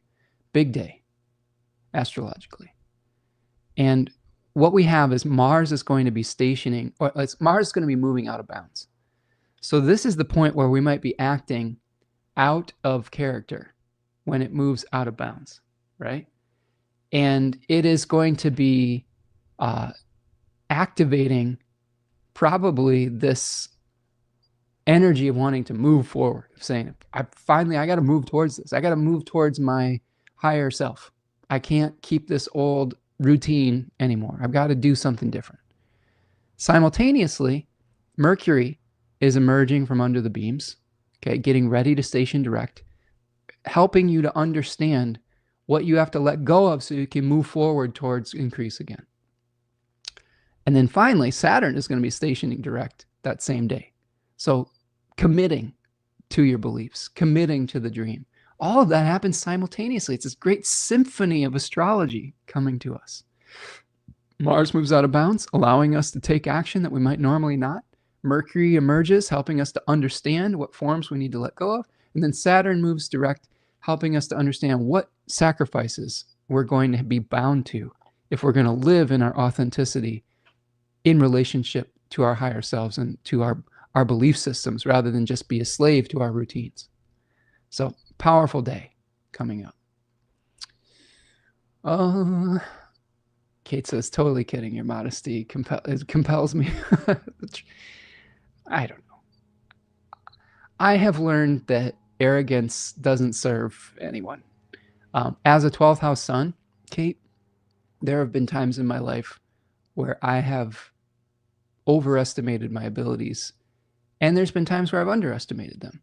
And as a 12th house believer in the restorer of right proportion, I'm trying to find the right balance between confidence and belief in myself and not having overconfidence and arrogance. And it is a continual process, and it will probably be a lifelong one. Javier says, wait, so how many water trines are we getting? The one in October, 2 in November? Well, we have at least one for every planet that's going through that: Mars, Sun, Venus, and then 2 for Mercury because of the retrograde cycle. Actually, 3, because we've got one that's going to be direct, one that's going to be retrograde. So I think 6 or 7 grand water trines throughout this whole process. I don't know if Mercury completed the grand water trine before it. Well, yeah, it did. Yeah, it did. I was thinking it didn't complete the retrograde or complete the grand water trine before it stationed retrograde. So 3 Mercury ones, 1 Venus one, 1 for the Sun, and 1 for Mars. Lot of action in that area of the zodiac. Silent Murmur says, I regard your masking ideation as being more of a conscious yielding instead of coming forth in the conversational context. It provides space so that others can relax. I like that. I like that take on it. Letting other people open up. It's also, that could also be a defense mechanism too, because it helps me to observe people before I before I open my mouth, right?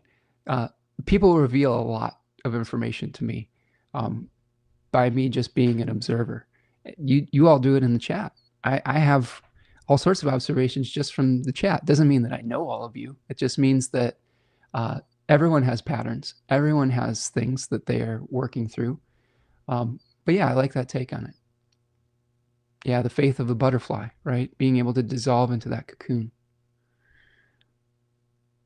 Laura says it's going to be a hell of a turkey day. Yeah. Be real careful on turkey day. I always give this warning on turkey day. Because it's a Sagittarian holiday and we're getting together and celebrating abundance, which I love Thanksgiving. I'm just going to admit something. I love to eat. Now, the history behind Thanksgiving is murky at best. But I like to think of it as Zeus's day, celebrating abundance. And I live with a 5-star chef that goes above and beyond. We make turkey and stuffing, but our specialty thing is we do a maple glazed smoked duck. And I know that this is excessive, but it is my favorite holiday. And we don't spend money on a lot of things, but we do indulge in food, and especially on that holiday. So yeah, but I digress. My point being is that when we get together with family, oftentimes the Sagittarian influence, the feeling of like having a few drinks at the Thanksgiving table, sometimes leads to firing off opinions about things because we're coming together with people that we don't normally come together with. And we're coming together not necessarily because we're friends with those people.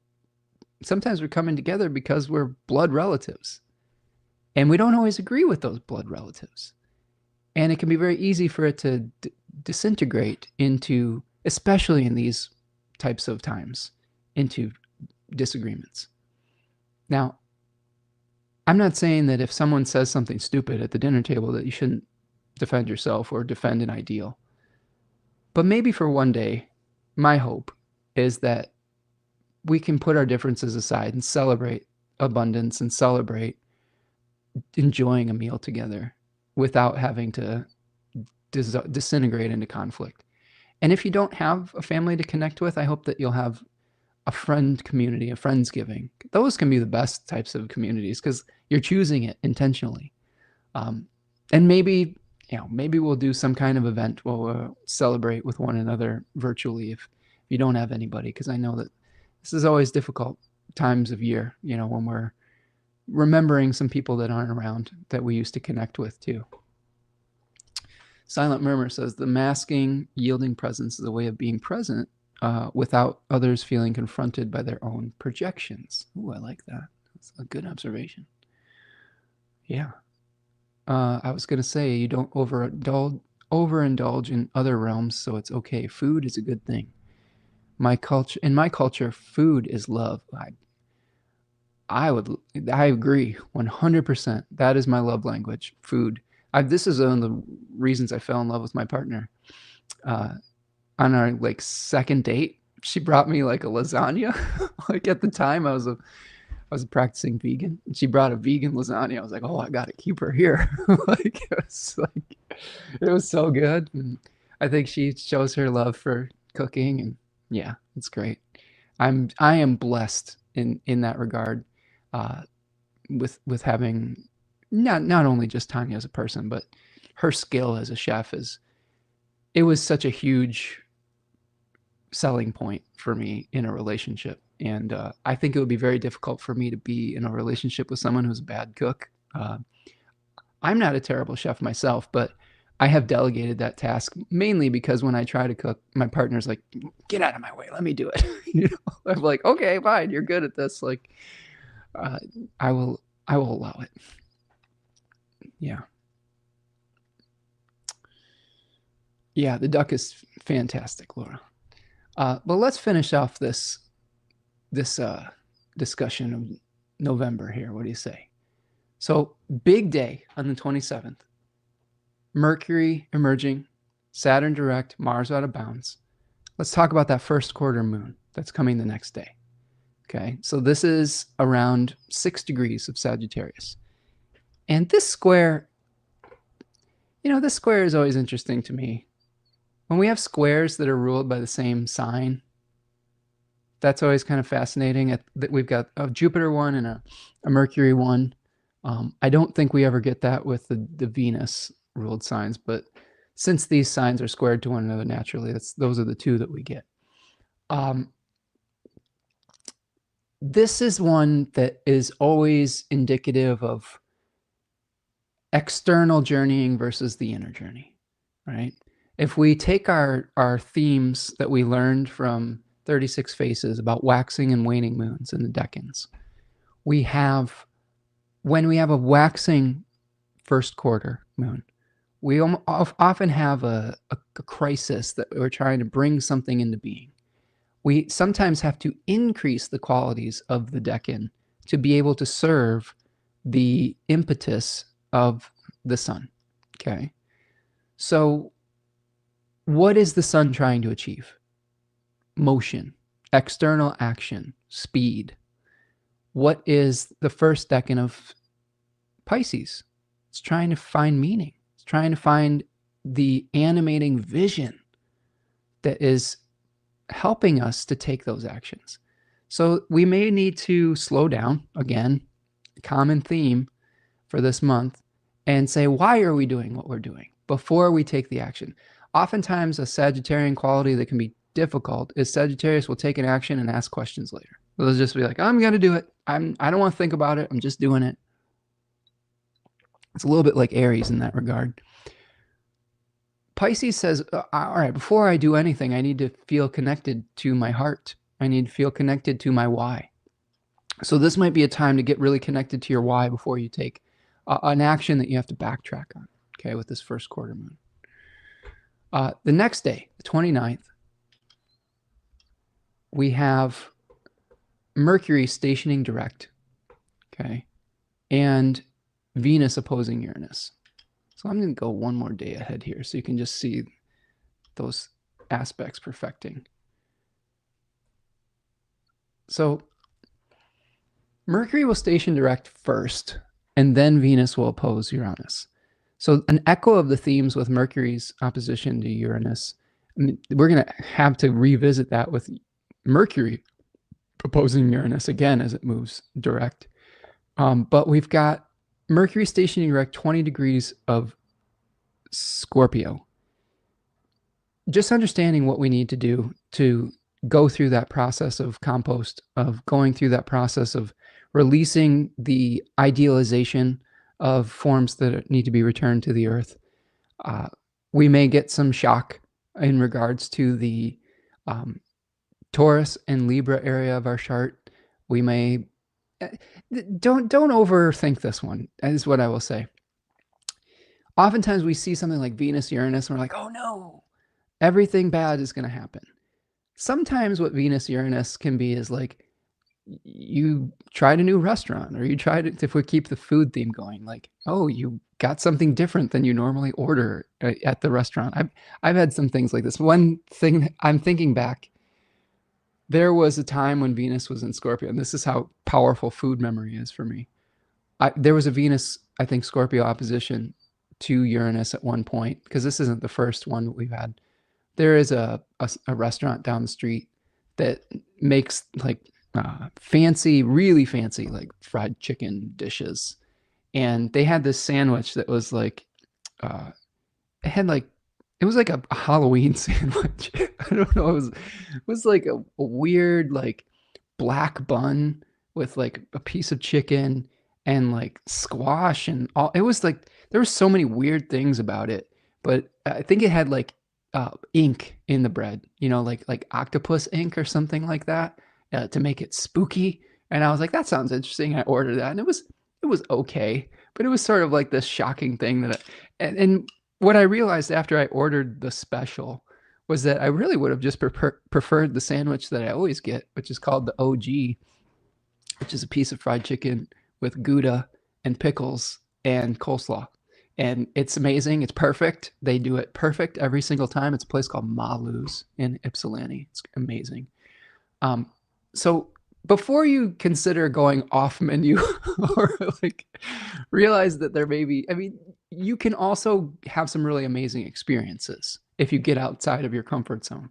But if there's something that you really like, maybe with Venus and Scorpio, it may not be as satisfying as just the regular like thing that you get that you like. And this is coming from a Taurus moon, so take that for whatever it's worth. As someone who's just like, I like what I like, and why do I need to try something new if I like this? Sometimes this can shake us up and have us have new experiences that are beneficial. So if we're exposing all of our flaws here, one of my own is just sometimes I get in ruts and I need to try new things. And this could be an opportunity to do so. Finally, the last aspect of the month, and we've made it almost 3 hours later, is Venus trining Neptune right before it moves into Sagittarius. Okay, so it's going to trine Neptune from Scorpio and then move into Sagittarius. So a lot of our desires are going to, we might be releasing desires. We maybe have a shocking release of something that we thought we wanted with Venus opposite Uranus, like the Halloween sandwich. And then we're like, nah, that isn't really hitting. Like, let's go back to the thing that we know we like, right? Or you could say that this is liberating you from an old form, and then your desires will speed up to find a new form. You're saying, I don't like this old thing anymore. And it might be a shock to you and to others. Maybe there's something that you normally would desire, but the opposition to Uranus just shocks you to a new awareness of that thing is not good for you, or you don't enjoy that. And then you may be searching for a new form to place your love into and place your desire into. All right. That is what we've got for this month. I'm going to check in with the chat. We'll talk a little bit about December, and I'll give you an I-Ching and an animal. I'm checking in with our chat here. Silent Murmur says it's very fortunate to have a chef in the home. I couldn't agree more. It's 100%. I am so blessed to have someone who is so skilled and so generous with their time. So I never, ever take it for granted. So I know that I'm blessed in that.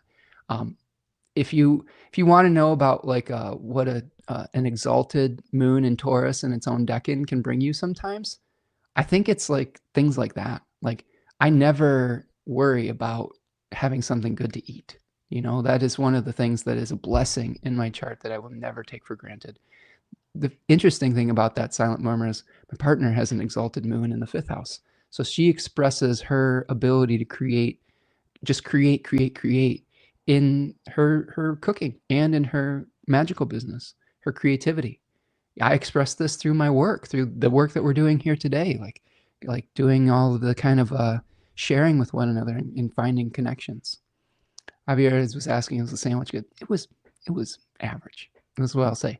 It didn't live up to the hype. That was the point of that story. Is I tried something new that was weird, and I ended up wishing that I had ordered the regular thing. Like, it's often like that with specials. New Moon says, I was just wondering about your moon sign, and Taurus makes so much sense. I have a really strong moon in my chart in traditional dignity, New Moon. I have a Taurus moon at about 15 degrees of Taurus, within 2 degrees of my midheaven in the 10th house, and it's in its own decan. And it hosts my other planets. It hosts my sun and my Mercury. And it has really been a very fortunate planet in my chart that helps bring me out of the 12th house somewhat self-undoing challenges. Like I'm isolated a lot, but I'm not upset about it. You know, I'm like, feel like I'm doing good work even in isolation a lot of the times. And I think also my moon has what's called a spear bearer, which is a protective element in the chart that protects my ability to, I think, do some of the work that I do publicly and share some of my feelings and work with people in a very emotional capacity. So it is one part of my chart that I am grateful for. We all have parts of our charts that are positive, and we all have stuff that's negative. I really kind of my Jupiter's in exile and my Mercury's retrograde under the beams in the 12th house. So we all have challenges, right? Silent Murmur says, I always prefer what I usually order at restaurants when I try something else. So now I only order the same dish I know I like. I don't fault you for that, friend. I'm kind of the same way. Every once in a while, I will try to get outside of my comfort zone because I have had some experiences of like, holy shit, this was amazing. I tried something new and it was incredible. But I try to make those new experiences when like Venus is in like, Libra or something. I try to elect it astrologically. I try not to try new things when like Venus is in like Scorpio or Aries or something. Like, although Venus and Aries could be starting something new. Yeah. Oh, Kate says their sun's moon is at 14 degrees Taurus. It's a good placement. Okay, let's finish this up, friends. So just a preview of December before we give you the I-Ching and the animal. Not necessarily as full of aspects as this month, as November, but Venus does station direct. Mars, the sun, and Venus. Did I say Neptune? Neptune stations direct. I think I said Venus. I'm kind of in a haze at this point. Thanks, Neptune. Neptune stations direct in December. Mars, the sun, and Venus all ingress into Capricorn, getting ready for both Venus and Mars to go Cazimi in the first few weeks of January. So consider that. And then we have a series of squares between planets in Sagittarius and Pisces. So a lot of the grand water trine energy shifts to squares. We have a lot of planets going through the bending of the nodes, so a lot of transition periods, moving away from decrease and moving towards increase. So I will, of course, be here to help guide you through it. And yeah, so the final thing that we have, final two things we have, is our hexagram. And just give me a minute, I got to reshare this. So here is our I-Ching for this period of time. We have number 25, hexagram number 25, which translates to innocence. And innocence is a little bit different in the I-Ching than like our, I don't know, childlike innocence that we normally would consider it. The I-Ching talks about innocence as without expectations, without guile, acting naturally, being spontaneous, doing sort of the unexpected. And there's one changing line in this hexagram. It says innocence in the initial 9. It says going forward brings good fortune. Innocence means responding to the inherent goodness within your nature. Follow your heart. If you are truly sincere and act with integrity, whatever move you make will be correct. I think that's interesting. It's like follow your heart in this case. Follow your emotions. Don't over-rationalize things. Try to do things out of the goodness of your nature and the sincerity of what you're trying to do. Now, the fascinating thing about this is it's changing to the hexagram number 12, which is standstill, stagnation, blockage, misfortune, disharmony, hindrance. I have a feeling that a lot of the actions that we're going to be taking in November, we're going to have to be dealing with, first of all, Mercury retrograde, Mercury in malefic enclosure, and a lot of these planets moving out of the trine relationship and into a square relationship, which could potentially put some gunk in the gears. So act from your sincerity, act from your heart, but release expectations about things moving swiftly or necessarily so smoothly. Okay. And I give you that advice because when we come into alignment with the Tao, with how the current is working in our lives, even when that Tao is bringing us to a halt, we don't waste our energy by trying to move so quickly. We don't waste our peace of mind by swimming upstream, paddling upstream. We don't exhaust ourselves. We don't injure ourselves by banging our head against the same brick wall over and over and over again. Sometimes you have to turn around and take a new path around the obstacle. And this is something that standstill teaches us. So act without expectation, act without guile, act from your sincere place, the sincerity of your heart. And then don't be too disappointed or dismayed if things have to slow down first before you can move forward. I have a feeling that the actions are going to really start to accelerate first couple weeks of January. December is going to be frustrating. November, we're going to be clearing the decks, trying to figure out what actions to take and what it means for us during December. And then January, we're going to be building new structures in our life. So if you see it in that context, if you see it in that time frame, that narrative, you'll get a lot less frustrated with the stage of existence that you're going through. The stage of existence for November is identifying old forms, clearing the decks, clearing out the clutter. The stage of existence in December is going to be trying to figure out what is our animating purpose and principle. And that's going to take some time. Okay. And then finally, we're going to start to build our new structures in January. So come into alignment with that so that you don't exhaust yourself and you don't beat yourself up unnecessarily for saying, why isn't this manifesting now? It's not supposed to. It's not written in the stars. Come into alignment with the stage that you're in now, and you'll be able to navigate it with grace. Okay, one more thing. Here is the animal. Take a look at this. This beautiful animal. This beautiful, hairy, furry, toothy baby. It's a boar. I think this is the first time I've gotten the boar.